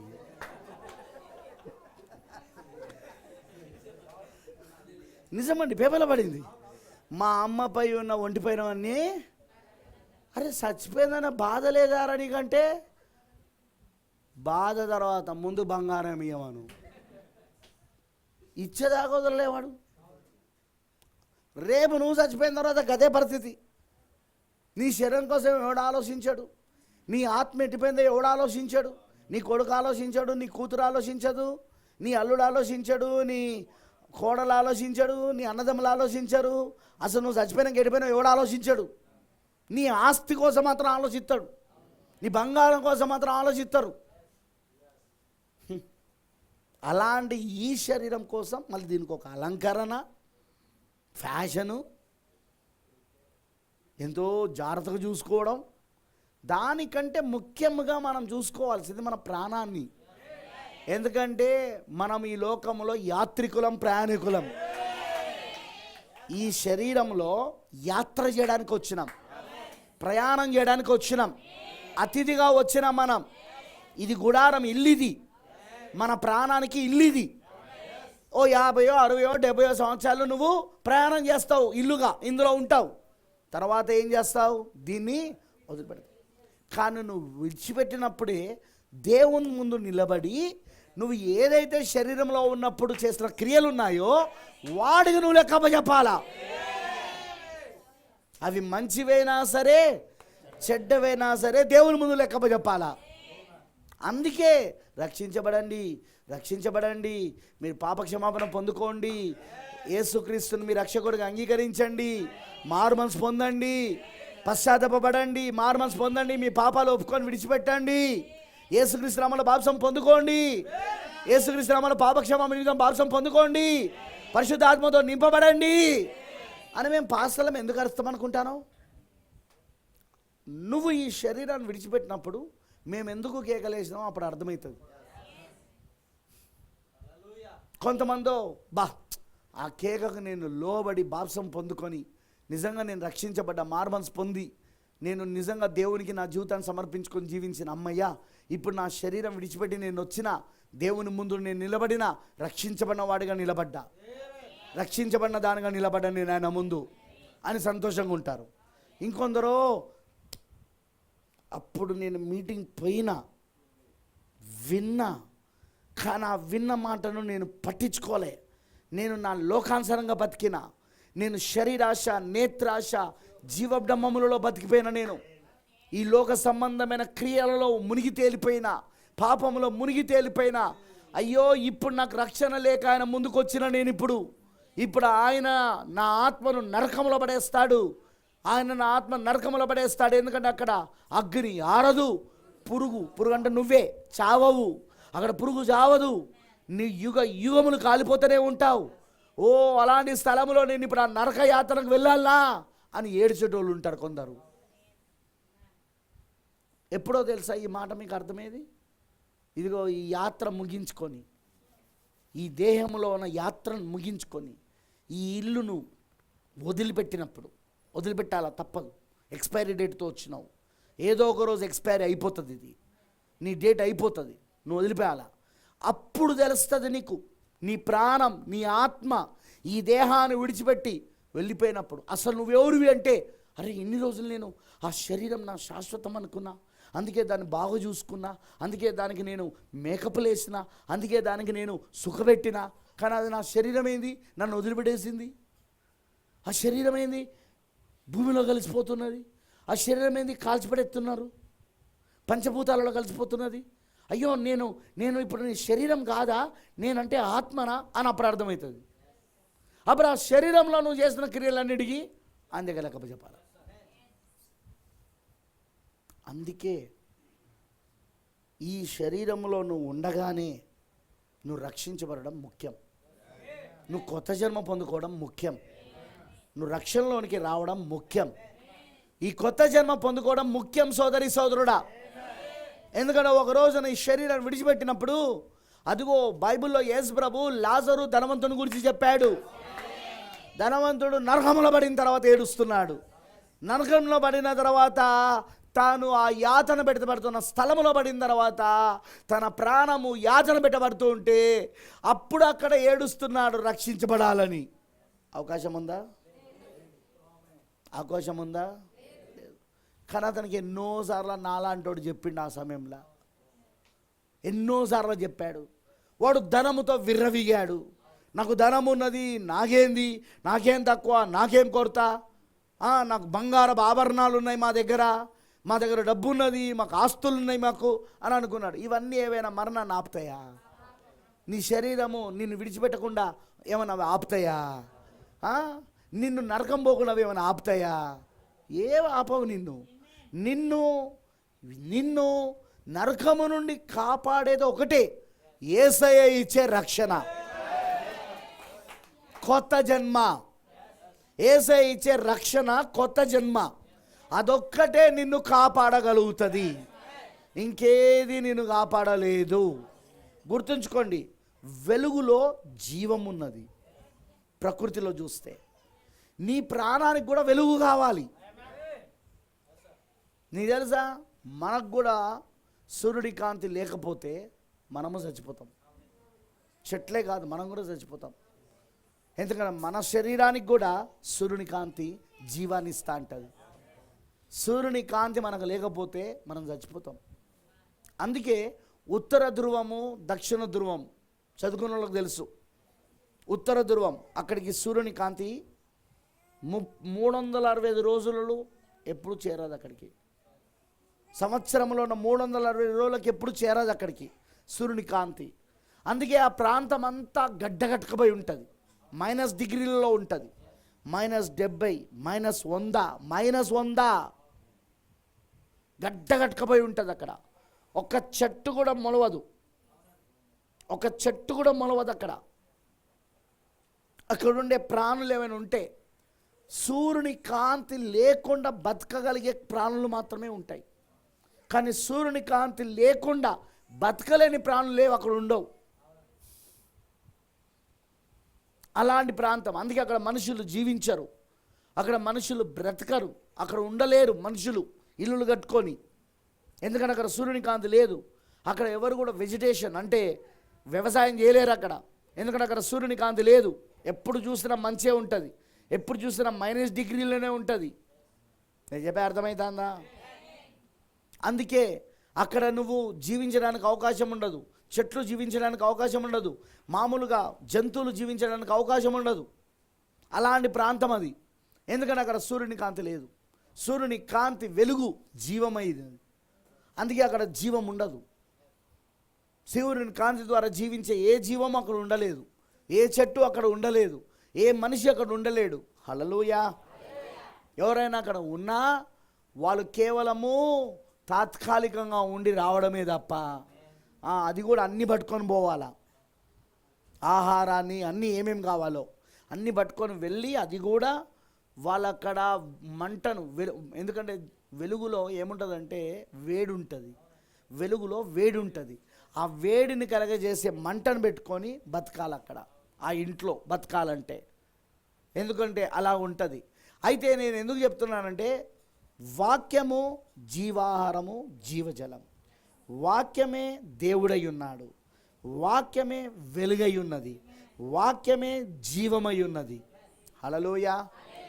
ఇప్పుడు ఆ వాక్యమే మనుషులకు వెలుగై ఉన్నది. ఆమేనంటారా? ఆ వాక్యమే జీవమై ఉన్నది. నువ్వు బతకాల్సిందే వాక్యము ద్వారా, జీవము ద్వారా. నీ ప్రాణం బతకాల్సింది. హల్లెలూయా. దేవుడికి మహిమ కలుగును గాక. ఇప్పుడు ఆ వాక్యమే శరీరధారి అయి కృప సత్య సంపూర్ణుడిగా యేసుక్రీస్తు వచ్చాడు. యేసుక్రీస్తు ఎవరు? వాక్యం. ఆది యందు వాక్యం ఉండెను, వాక్యము దేవుని యొద్దెను, వాక్యమే దేవుడేను, వాక్యమే దేవుడు.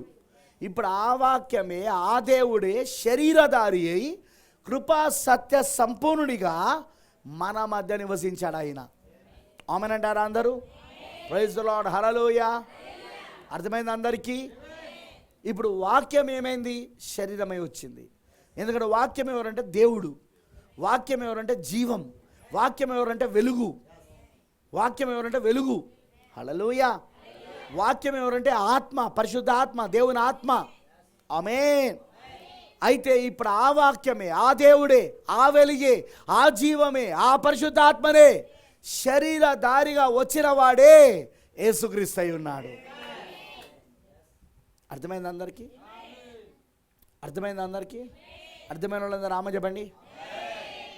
ఇప్పుడు ఆ వెలుగు, ఆ జీవము, ఆ వాక్యము, వాక్యమే ఆ వెలుగు, ఆ జీవము, ఆ ఆత్మ, ఆ పరిశుద్ధాత్మ, అది శరీరధారిగా రావడమే మొదటి రాకడ. మొదటి రాకడ. మొదటి రాకడలో దేవుడే శరీరధారిగా వచ్చాడు. Praise the Lord. హల్లెలూయా. జీవమే శరీరధారిగా వచ్చింది, వెలుగే శరీరధారిగా వచ్చింది. అందుకే యేసేమన్నాడు? నేనే లోకానికి వెలుగై ఉన్నా. ఏమన్నాడు? ఆయన మాట్లాడుతున్న వెలుగు సూర్యుడు కాదు. ఆయన ఎలా లోకానికి వెలగాడంటే ఆయనే జీవం ఇచ్చేవాడు కాబట్టి. అందుకే నేను మార్గమును సత్యమును జీవమునై ఉన్నా. జీవమునిచ్చేవాడు ఆయన. మనుషులకు జీవమునిచ్చేవాడు ఆయనే, మనుషులకు వెలుగునిచ్చేవాడు ఆయనే. అందుకే ఆ జీవమే మనుషులకు వెలుగై ఉండెనని 4వ వచనంలో ఉంది. ఆయనలో జీవం ఉండెను, ఆ జీవమే మనుషులకు వెలుగై ఉండెను. ఆ వెలుగు చీకట్లో ప్రకాశించుచున్నది కానీ చీకటి దాన్ని గ్రహింపకుండెను. హల్లెలూయా. ఇప్పుడు ఇక్కడికి వచ్చినాం, మేము ఏం పట్టుకొచ్చినాం? వెలుగు పట్టుకొచ్చినాం. ఏం పట్టుకొచ్చినాం ఇక్కడికి? ఏంటి వెలుగు? వాక్యం. వాక్యాన్ని పట్టుకొచ్చినాం. ఎందుకంటే నీ వాక్యమే మా పాదములకు వెలుగై ఉన్నది. కరెక్టేనా? మా త్రోవకు వెలుగై ఉన్నది. మా పాదములకు దీపము, మా త్రోవకు వెలుగై ఉన్నది. సో ఇప్పుడు మేము వాక్యాన్ని ఇక్కడ పట్టుకొచ్చామంటే ఏం పట్టుకొచ్చినాం ఇక్కడికి? మేము వెలుగును పట్టుకొచ్చినాం. Praise the Lord. హల్లెలూయా. ఇప్పుడు ఆ వెలుగుని ఎందుకు తీసుకొచ్చామంటే చీకట్లో ఉన్నవాళ్ళు. ఇంతకు చీకట్లు అంటే ఏ చీకటి? చీకటి అంటే ఇక్కడ పాపము, చీకటి అంటే ఇక్కడ లోకము పాపము. చీకటి అంటే ఇక్కడ శరీరాశ, నేత్రాశ, జీవబ్రహ్మంలో జీవిస్తున్నవారు. వీళ్ళందరూ ఎందులో ఉన్నారంటే శరీరాశ, నేత్రాశ, జీవబ్రహ్మంలో జీవిస్తున్న వాళ్ళంతా చీకట్లో ఉన్నారు. వెలుగు ఇప్పుడు వచ్చిందనుకో, ఆ వెలుగు ఏం చేస్తుందంటే చీకటిని తరుముతుంది. మీకు తెలుసుగా, చీకటి గొప్పదా వెలుగు గొప్పదా? ఎందుకు గొప్పదో చెప్పాలా? చీకటి దగ్గరికి నువ్వు వెలుగుని తీసుకోపో, చీకటి అక్కడ ఉంటుందా? ఉండదు. కానీ అదే వెలుగున్న చోటుకి చీకటి రాగలదా? పక్కనే ఉంటుంది తప్ప రాలేదు. వెలుగున్న చోటికి చీకటి రాలేదు. కానీ చీకటి ఉన్న చోటికి వెలుగు వెళ్ళగలుగుతుంది. వెళ్ళు ఏం చేస్తుంది? చీకటిని తరిమేస్తుంది, చీకటిని మింగేస్తుంది. వెలుగు ఏం చేస్తుంది? చీకటిని ఏం చేస్తుంది? అది మింగేయడం, తరిమేయడం. ఎందుకు? చీకటి వెలుగు చీకటి కంటే గొప్పది కాబట్టి. వెలుగు జీవమై ఉన్నది, చీకటి మరణమై ఉన్నది. చీకటి మరణం, వెలుగు జీవం. జీవం గొప్పదా మరణం గొప్పదా? వినపడతలే నాకు. ఇప్పుడు నీ లోపల జీవం ఉంది, పక్కనే మరణం ఉన్నా ఏం చేయలేదు. జీవం పోతేనే కానీ మరణం రాలేదు. ఇప్పుడు చీకటి వెలుగున్న చోటికి రావాలంటే వెలుగు పోతేనే కానీ చీకటికి అక్కడికి రాలేదు. అలానే మరణం కూడా నీకు రావాలంటే నీలో ఉన్న జీవము పోతేనే. అర్థమైందని అన్నది? నీలో ఉన్న జీవం పోతేనే మరణం రాగలదు. కానీ నీలో జీవం ఉన్నంతసేపు మరణం రాదు. నీలోనికి రాలేదు అది. హల్లెలూయా. అందుకే జీవము మరణం కంటే గొప్పది. యేసుక్రీస్తు ఎందుకు లాజరు సమాధి కార్యక్రమానికి అటెండ్ కాలే? ఎందుకంటే లాజరు మరణించిండు. యేసుక్రీస్తు ఎవరు? జీవం, వెలుగు. లాజరు మరణించాడు, చీకటి. లాజరు చీకటిలో ఉన్నాడు, మరణంలో ఉన్నాడు. యేసుక్రీస్తు వెలుగు. ఆయన కనుక మొదటి రోజే పోయి ఉంటే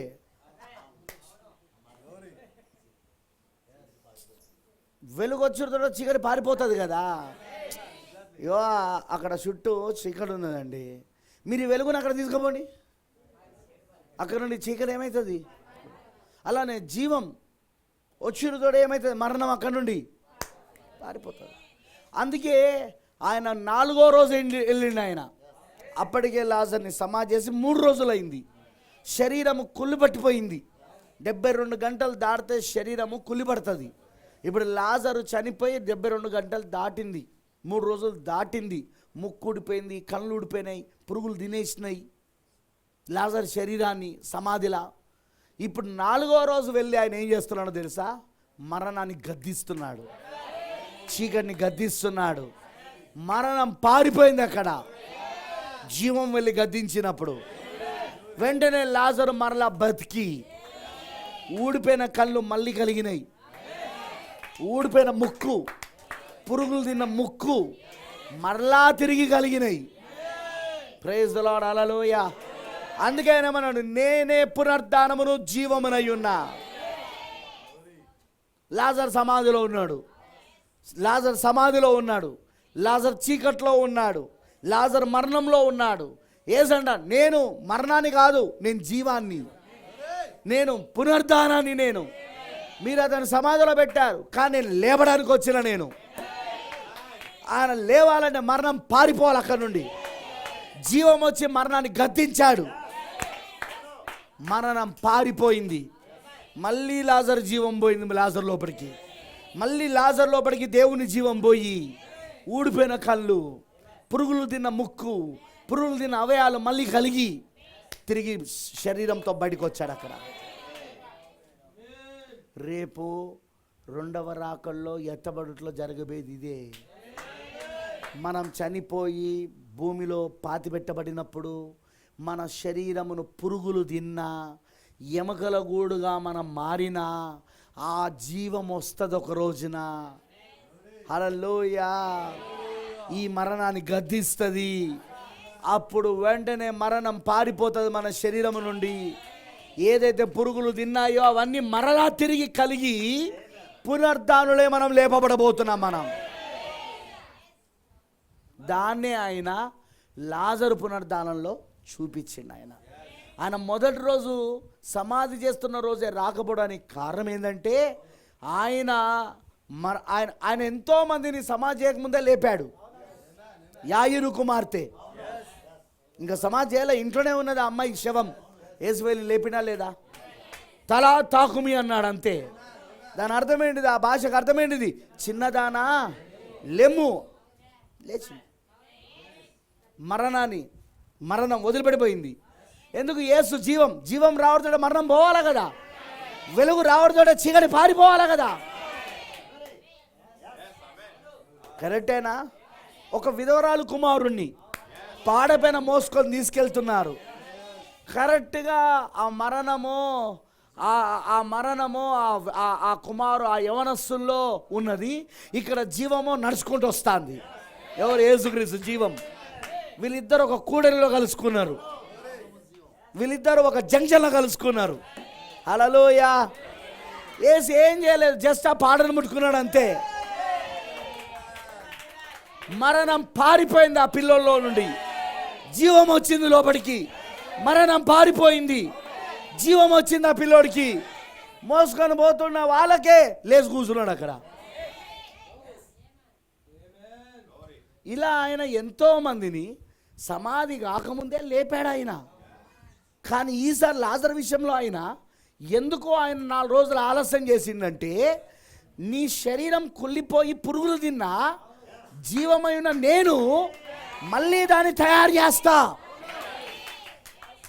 అని లాజర్ కేసులో చూపించిండు ఆయన. హల్లెలూయా. అందుకే గుర్తుపెట్టుకోండి, శరీరానికి మరణం రాక తప్పదు. అందరికీ ఎక్స్పైరీ డేట్లు ఉన్నాయి. నాకుంది, నీకుంది, అందరికి ఉంది. కానీ నువ్వు జీవము, యేసుక్రీస్తు జీవం, వాక్యం నువ్వు కలుగుండి చనిపోయినావు అనుకో, ఆ జీవాన్ని కలుగుండి చనిపోయినావు అనుకో, ఒక రోజున ఆ వాక్యం, ఆ జీవం, ఆ పునరుద్ధానం శక్తి, ఆ వాక్యం ఏంటి? పునరుద్ధానం శక్తి, జీవం. అది నీ శరీరాన్ని, కుళ్ళిపోయిన నీ శరీరాన్ని, పురుగులు తిన్న నీ శరీరాన్ని, ఎముకల గూడుగా మారిన నీ శరీరాన్ని తిరిగి లేపుతుంది. అది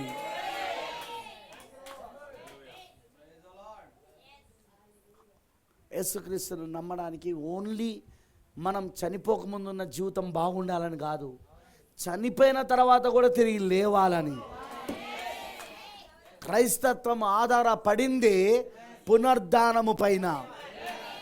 క్రైస్తత్వం ఆధారపడిందే పునరుద్ధానం పైన. యేసు చనిపోయి పాతిపెట్టబడి తిరిగి లేచాడు. ఆయన మరణమును, సమాధిని, పాతాళాన్ని, సాతాను యొక్క త్రిత్వాన్ని, మరణము, సమాధి, పాతాళమును జయించాడు ఆయన. జయించి నేడు సజీవంగా ఉన్నాడు ఆయన. హల్లెలూయా.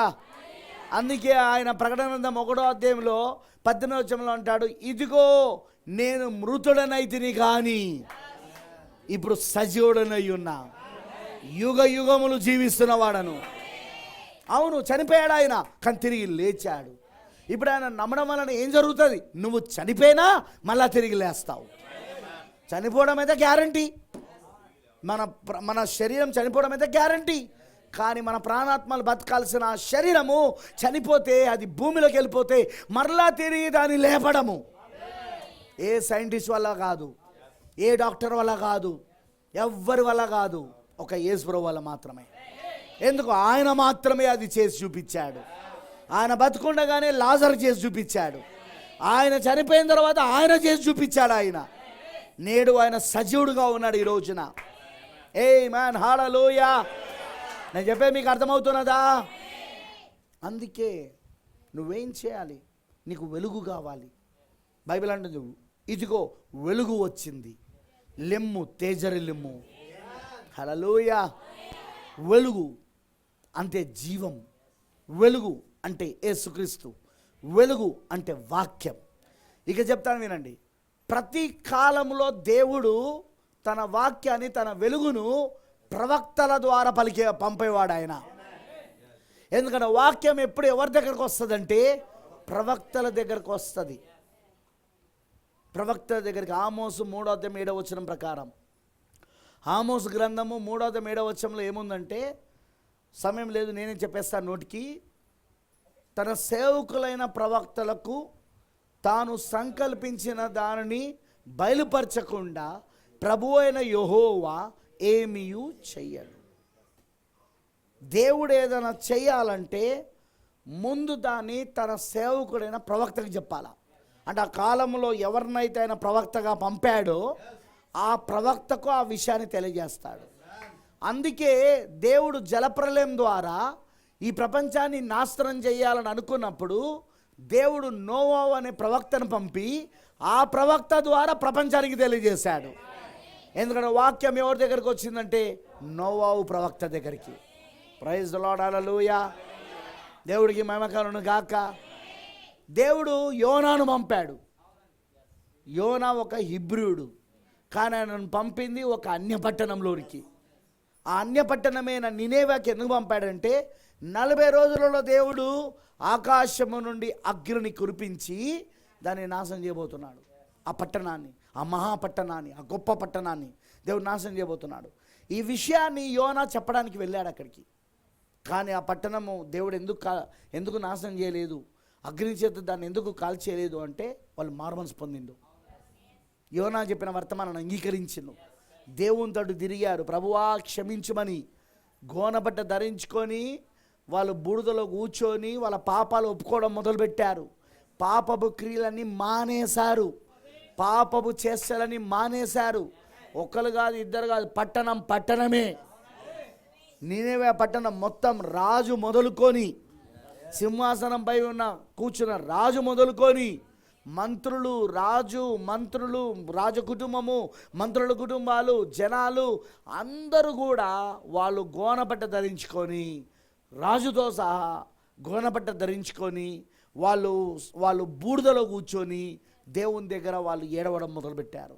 మమ్మల్ని క్షమించు ప్రభువా, మా పాపాలు క్షమించు ప్రభువా, మేము తప్పు చేశాం ప్రభువా, దయచేసి మా పైన కనికరం చూపించయ్యా, నీ ఉగ్రతను రానివ్వకయ్యా, మేము నీ తట్టు తిరుగుతానమయ్యా అని దేవుని దగ్గర బతిమాలినప్పుడు, మారు మనసు పొంది పశ్చాత్తపడి దేవుని వైపు తిరిగినప్పుడు దేవుడు తీసుకొస్తాన ఉగ్రత, అందుకే ఆపేశాడు. ఈరోజు నువ్వు కూడా రాబోయే దేవుని ఉగ్రత నుండి నువ్వు తప్పించుకోవాలంటే నీకున్న మార్గం ఒకటే, నువ్వు పశ్చాత్తపడాలి, మారు మనసు పొందాలి, దేవుని తట్టు తిరగాలి, పశ్చాత్తపడాలి, నీ పాపాలను ఒప్పుకోవాలి, విడిచిపెట్టాలి. పాపములు ఒప్పుకొని విడిచిపెట్టువాడే కనికరం పొందుననుంది బైబిల్లో. సో నువ్వు ఆ పాపాలు ఒప్పుకొని విడిచిపెట్టాలని నువ్వు దేవుని తట్టు తిరిగి నువ్వు దేవుణ్ణి అడగాలి. ప్రభువా, నేను ఇన్ని రోజులు శరీరాశ, నేత్రాశ, జీవబ్రహ్మంలో బతికిన నేను, లోకంలో బతికిన నేను, దయచేసి నన్ను క్షమించయ్యా, నన్ను క్షమించి ప్రభువా, నువ్వు ఇప్పటికైనా నాకు పాపక్షమాపణ ఇచ్చి నీ రక్తములో నన్ను కడిగి, నీ రక్తములో నాకు పాపక్షమాపణ ఇచ్చి నన్ను రక్షించని నువ్వు అడగాల. దేవుని తట్టు తిరగాల. నువ్వు అలా తిరిగినప్పుడు, అలా అడిగినప్పుడే దేవుడు నిన్ను క్షమిస్తాడు. దేవునికి ఏం కావాలంటే ఒక పాపి మారుమనసు పొందుట కావాలి. ఒక పాపి మారుమనసు పొంది దేవుని తట్టు తిరిగి దేవుడు ఏర్పాటు చేసిన మార్గంలోనికి రావాలా. నోవాహు దినాలలో జలప్రలయం ద్వారా ఈ భూమిని అంతటినీ నాశనం చేస్తున్నప్పుడు ఆ పని దేవుడు ఎందుకు చేయలేకపోయాడు వాళ్ళందరినీ అంటే వాళ్ళందరూ మారుమనసు పొందలే. మారుమనసు పొందకుండా ఇంకా తిరుగుబాటు చేశారు. దేవుడు ఏర్పాటు చేసిన మార్గంలోనికి రాలేదు వాళ్ళు. ఆ రోజు దేవుడు ఏర్పాటు చేసుకున్న మార్గం ఏంటిదంటే ఓడలోనికి వచ్చిన వాళ్ళందరినీ రక్షిస్తానన్నాడు ఆయన. కానీ వాళ్ళు ఓడలోనికి రాలేదు. ఒక నోవాహు కుటుంబం మాత్రమే వచ్చింది. మిగతా వాళ్ళందరూ దాన్ని తృణీకరించేశారు. మిగతా వాళ్ళందరూ దానిని వ్యతిరేకించేశారు, తిరుగుబాటు చేశారు.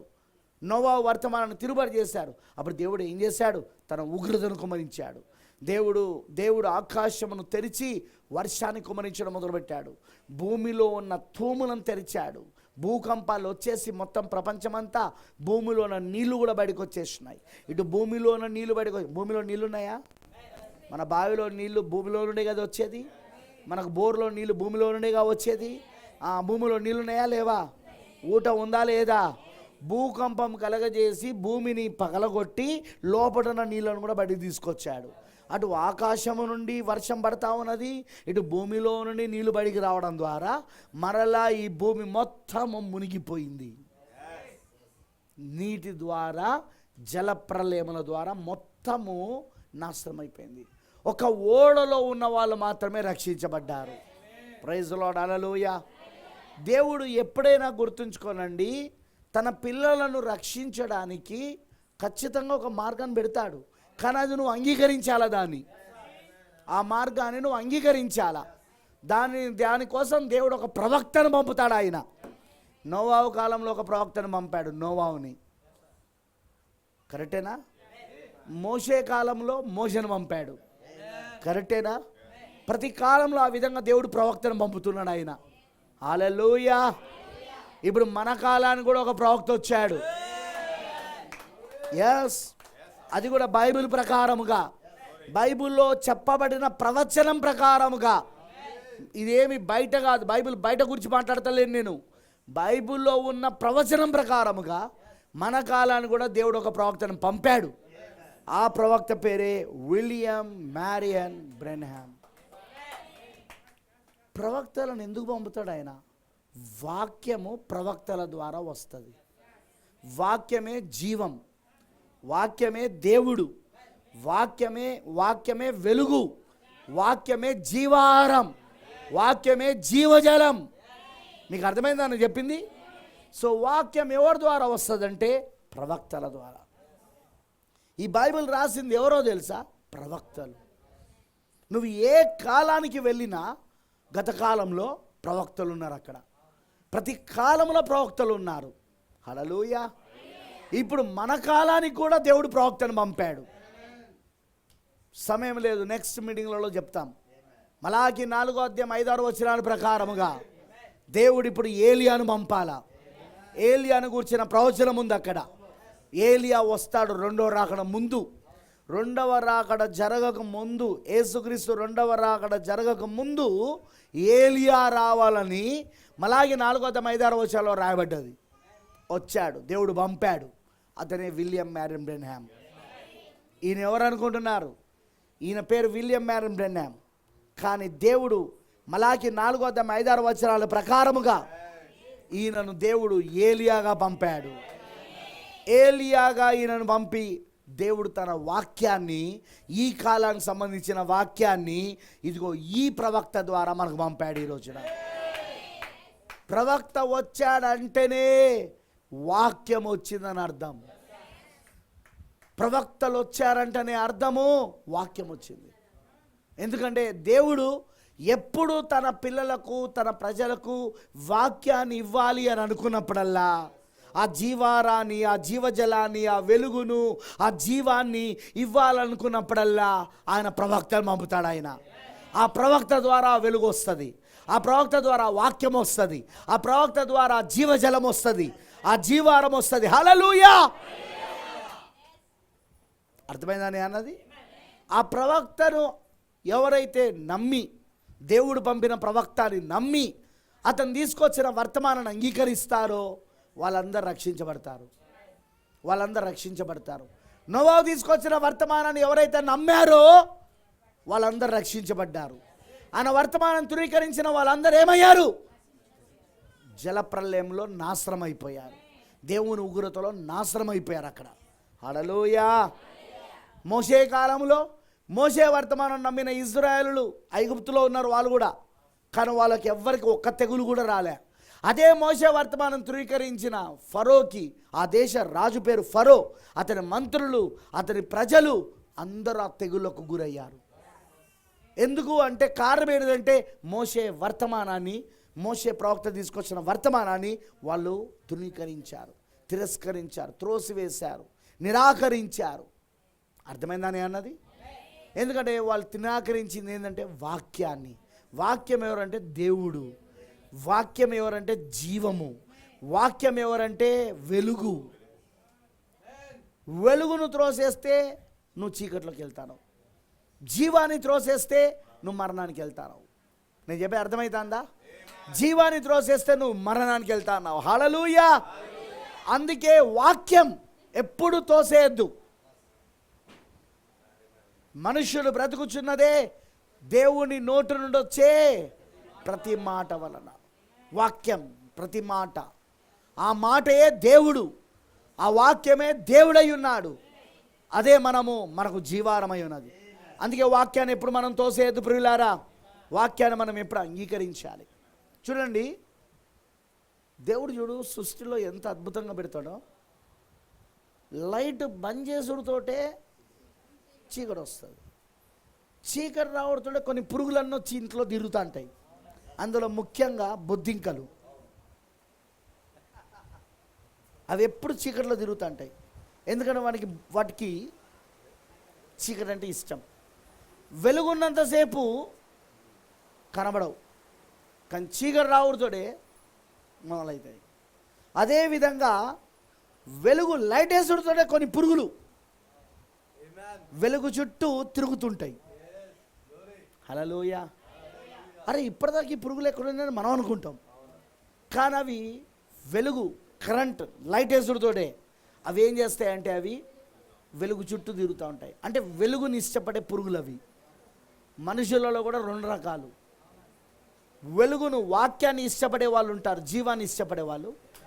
ఇంకొందరు చీకటిని ఇష్టపడే వాళ్ళు ఉంటారు. నేను చెప్పే అర్థమవుతుందా? చివరి మాటలు జాగ్రత్తగా వినండి. చీకటిని ఇష్టపడతా అంటారు. అందుకే నువ్వు వాళ్ళ దగ్గర వెలుగుని తీసుకపో, పారిపోతూ ఉంటారు చీకట్లోకి. హల్లెలూయా. లైట్ వేసుడుతో బొద్దింకలన్నీ ఏమవుతాయి? బీరువా కిందికో, ఎక్కడెక్కడైతే చీకటి ఉంటుందో బీరువా కిందికో, మంచం కిందికో, చీకటి ఉన్న స్థలంలోకి వెళ్ళి దాచుకుంటాయి. ఎందుకంటే వాడికి వెలుగు ఇష్టం లేదు. ఈరోజు కూడా చాలామంది పరిస్థితి అదే. వాక్యం చెప్పినప్పుడు కొంతమందో ఇష్టపడతారు, నాకు వాక్యం కావాలి, నాకు వాక్యం కావాలి అని.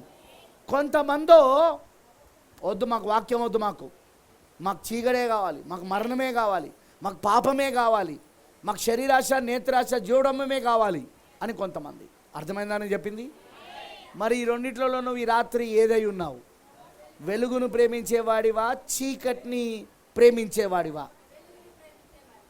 యాస్, మనం వెలుగును ప్రేమించే వాళ్ళుగా ఉండాలి, వాక్యాన్ని ప్రేమించే వాళ్ళుగా ఉండాలి.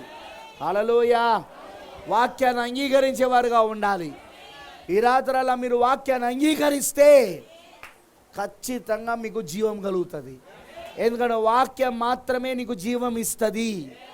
పాస్టర్ ఇవ్వలేడు, సంఘం ఇవ్వలేదు, నువ్వు వెళ్ళే సంఘం నీకు జీవాన్ని ఇవ్వలేదు, నువ్వు వెళ్ళే సంఘం నీకు పునరుద్ధానం ఇవ్వలేదు.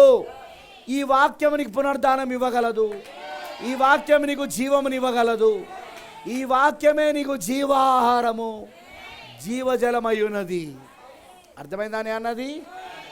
అందుకే ఈరోజు ఈ వాక్యాన్ని అంగీకరించండి. దివారాత్రులు దీన్ని ధ్యానించండి, వాక్యాన్ని ధ్యానించండి. నీ ఆత్మ, నీ ప్రాణానికి ఉన్న ఆకలి దెబ్బకని తీర్చుకోండి. చూడండి, మన శరీరానికి ఉన్న ఆకలి దెబ్బక 24 గంటలు ఉంటుంది, ఉండదా? పొద్దున లేసుడితోటే ముఖం కడుక్కొని కాలకృతలు తీర్చుకొని టిఫిన్ చేస్తాం, టీ తాగుతాం. మళ్ళీ 2 గంటలకే మళ్ళీ లోపల ఏం తిరుగుతూ ఉంటుంది? ఎలకలు పరిగెడతా ఉంటాయి. మళ్ళీ ఏమున్నదా అని చెప్పి చూసుకొని కొంచెం తింటాం. మళ్ళీ మధ్యాహ్నం ఆడుతాడు, మళ్ళీ ఏమవుతుంది? మళ్ళీ ఎలకలు తిరుగుతూ ఉంటాయి, మళ్ళీ ఎలకలు పరిగెడతా ఉంటాయి. మళ్ళీ అమ్మ ఏమండినావు, అమ్మ ఏమండినావు, చికెన్ వండినా పెట్టు సూపర్ తింటాం. ఆ తర్వాత మళ్ళీ 2-3 గంటలకే మళ్ళీ సాయంత్రం మళ్ళీ ఎలకలు తిరుగుతాయి. ఏ అమ్మ మంచిగా వర్షం పడుతుంది, బజ్జీలు వేయచ్చు కదా, పకోడీ వేయచ్చు కదా అమ్మ. కరెక్టేనా కదా? మళ్ళీ తింటాం. మళ్ళీ తిన్న మళ్ళీ 9 గంటలకు రావడుతుండే, మళ్ళీ రాత్రి 9 అవుతుండే. తింటాం పంటాం. మళ్ళీ 2 గంటలకు మళ్ళీ ఆకలి అవుతుంది రాత్రి. మళ్ళీ లేస్తాం, పోయి ఫ్రిడ్జ్లో ఏముందో అది తీసుకొని చూస్తాం మనం. ఏమైనా ఉంటే తింటాం. అంటే ఎలా నీ ఆకలి శరీరానికి 24 గంటలు ఆకలి దాహం, ఆకలి దాహం. కరెక్టేనా? ఆ ప్రాణానికి కూడా అంతే. బ్రదర్, నేను పోయిన వారం 10 రోజుల క్రితం బైబిల్ చదివిన. 10 రోజుల నుండి నీ ప్రాణానికి ఉపవాసం పెట్టినావా? సత్తది రాది.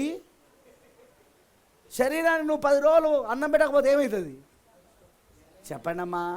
బలహీనం కాదా? రోగాలు రావడం మొదలు కాదా? దాహం ఆగిపోతే, దాహమును అంటే నీ దాహాన్ని నీళ్ళు ఇవ్వకపోతే ఏమవుతుంది శరీరానికి? 10 రోజులు నీరసించిపోయి నేను నడవలేకపోతానా, కూర్చోలేకపోతానా, నీరసంగా ఉంది, రోగాలు వస్తాంటే ఒక్కొక్కటి. అవునా కాదా?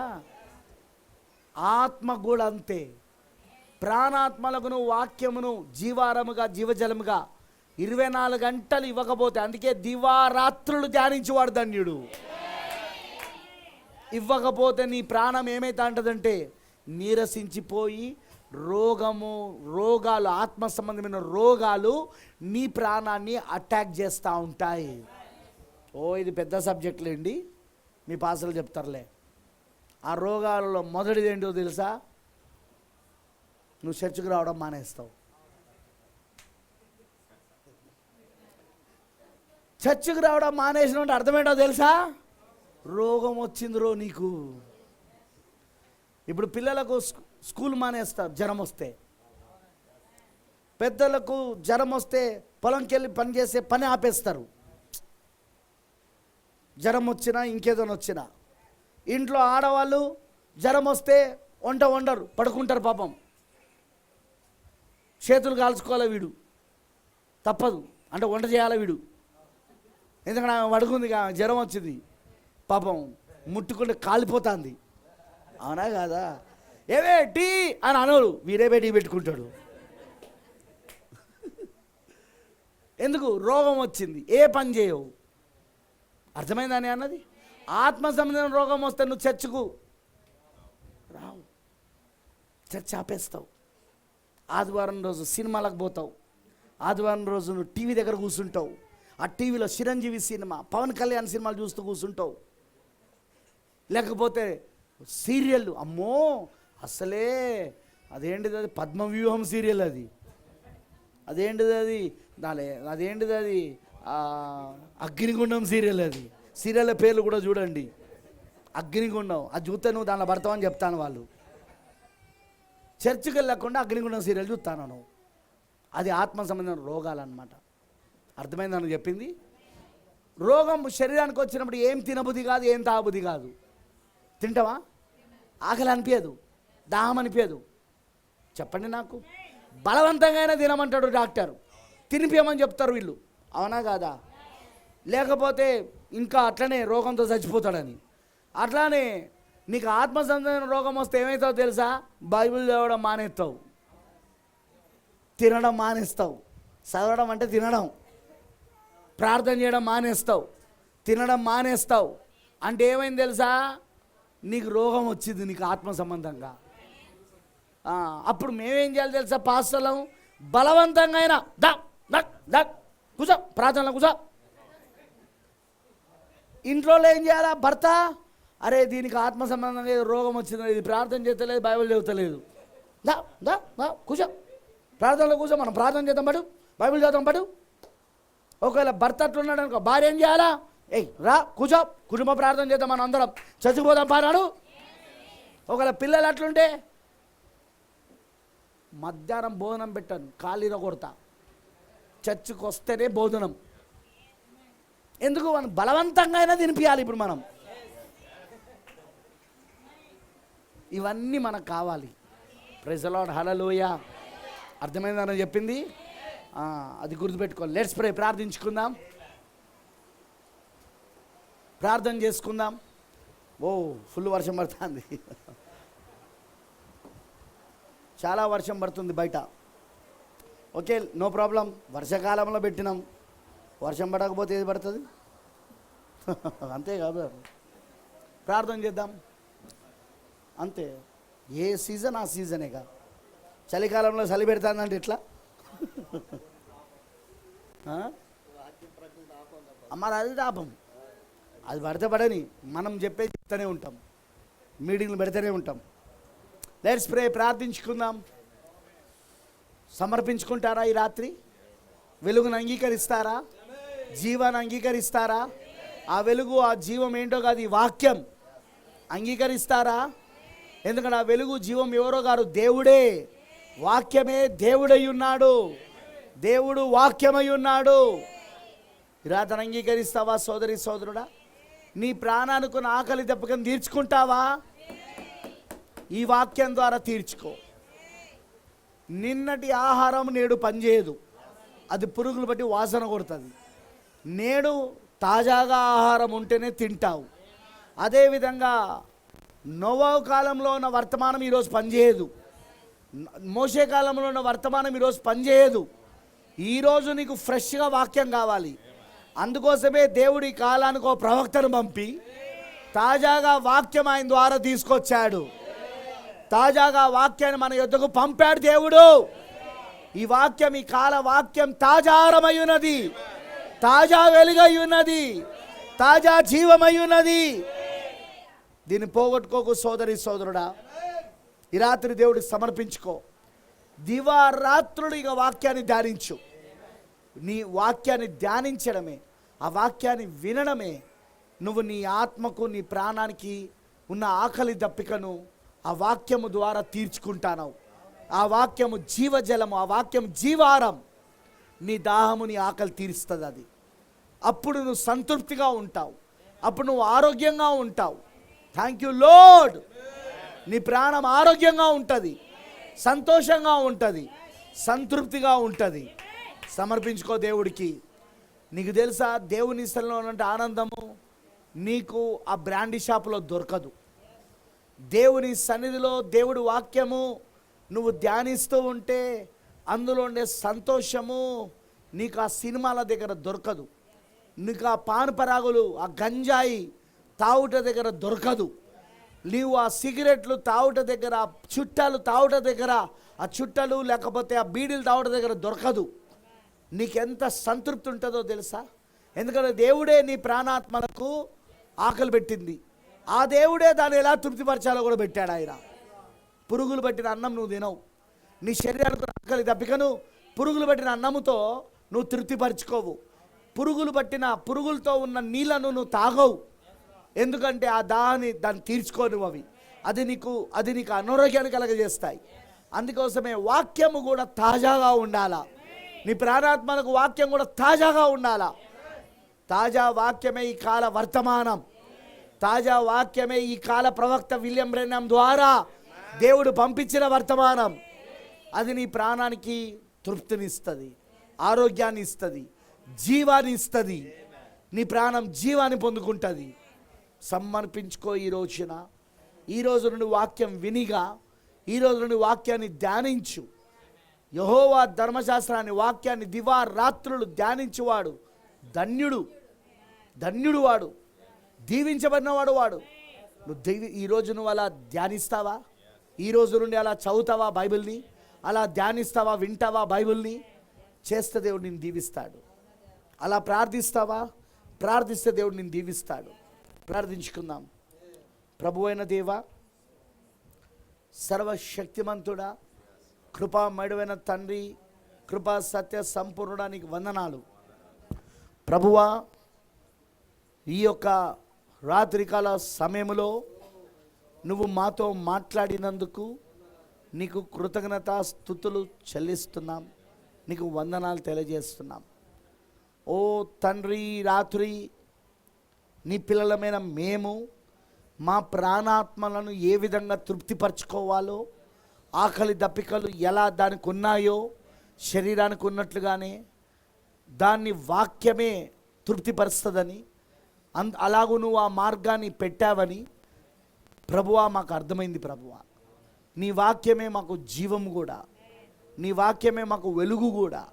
ఏ త్రోవలో నడవాలో మాకు తెలియదు ప్రభువా, ఎందుకంటే లోకమంతా చీకటితో ఉన్నది. కానీ నీ వాక్యం మాకు వెలుగుగా వచ్చినప్పుడు ఏ త్రోవలో నడవాలో మాకు అర్థమవుతుంది ప్రభువా. ప్రభువా, చీకటిలో నడుస్తున్నవాడు గుడ్డివాడితో సమానం. గుడ్డివాడి ప్రపంచం ఎలా చీకటిగా ఉంటుందో అలానే చీకట్లో నడుస్తున్న కళ్ళున్నా కూడా గుడ్డివాడితో సమానం. మార్గ మధ్యలో ఎన్నో రాళ్ళు ఉంటాయి, దాన్ని తట్టుకొని కింద పడవచ్చు, తగలరాని చోట తగిలి చచ్చిపోవచ్చు, లేదా తగిలి దెబ్బలు తగలవచ్చు, రక్తాలు గారవచ్చు. ఆ చీకట్లో నడుస్తున్న వారి పరిస్థితి అది. ఈరోజు కూడా పాపంలో నడుస్తున్న వాళ్ళ పరిస్థితి అదే. ఆ చీకటి, ఆ పాపం, లోకాశ, శరీరాశ, ప్రభు అమ్మము నేత్రాశలతో ఉన్నవాళ్ళు, లోకం యొక్క శరీరాశలతో బతుకుతున్నవారు, వాళ్ళ జీవితాలు అలానే ఉన్నాయి ప్రభువా. అందుకే వెలుగు వచ్చింది ఈ రోజున, ఈ ప్రాంతానికి వెలుగు వచ్చింది ప్రభువా. ఇక్కడ నుండి ఇక్కడ ఈ వెలుగు ప్రచురించబడబోతున్నది, ప్రకాశించబడబోతున్నది. వెలుగు సంబంధికులు ఎవరెవరైతే ఉన్నారో వాళ్ళందరూ ఈ వెలుగుకు ఆకర్షించబడదురు గాక. ఎందుకంటే పురుగులలో మేము చూస్తే కొన్ని పురుగులు చీకటిని ప్రేమించేవి ఉంటాయి, వెలుగు రావుడితో అవి పారిపోతాయి చీకట్లోకి. కానీ అదే కొన్ని పురుగులు వెలుగును ప్రేమించేవి ఉంటాయి. లైట్ వేసిన వెంటనే వెలుగు వచ్చుడితోటే చీకట్లో ఉన్నవి వెలుగులోని పరిగెత్తుకుంటూ వస్తాయి. అలా ఇక్కడ కూడా చీకట్లో నుండి, పాపంలో నుండి వెలుగు జీవంలోనికి పరిగెత్తుకుంటూ వచ్చే వాళ్ళు ఉన్నారని నమ్ముతున్నాం మేము. అందుకే ఈ వెలుగుని ఇక్కడ తీసుకొచ్చామయ్యా. ఈ సాయంకాల వెలుగు, ఈ కాల వెలుగు ప్రభువా ఈ రాత్రి ఇక్కడికి తీసుకొచ్చినాము, ఈ గ్రామానికి తీసుకొచ్చినాం తండ్రి.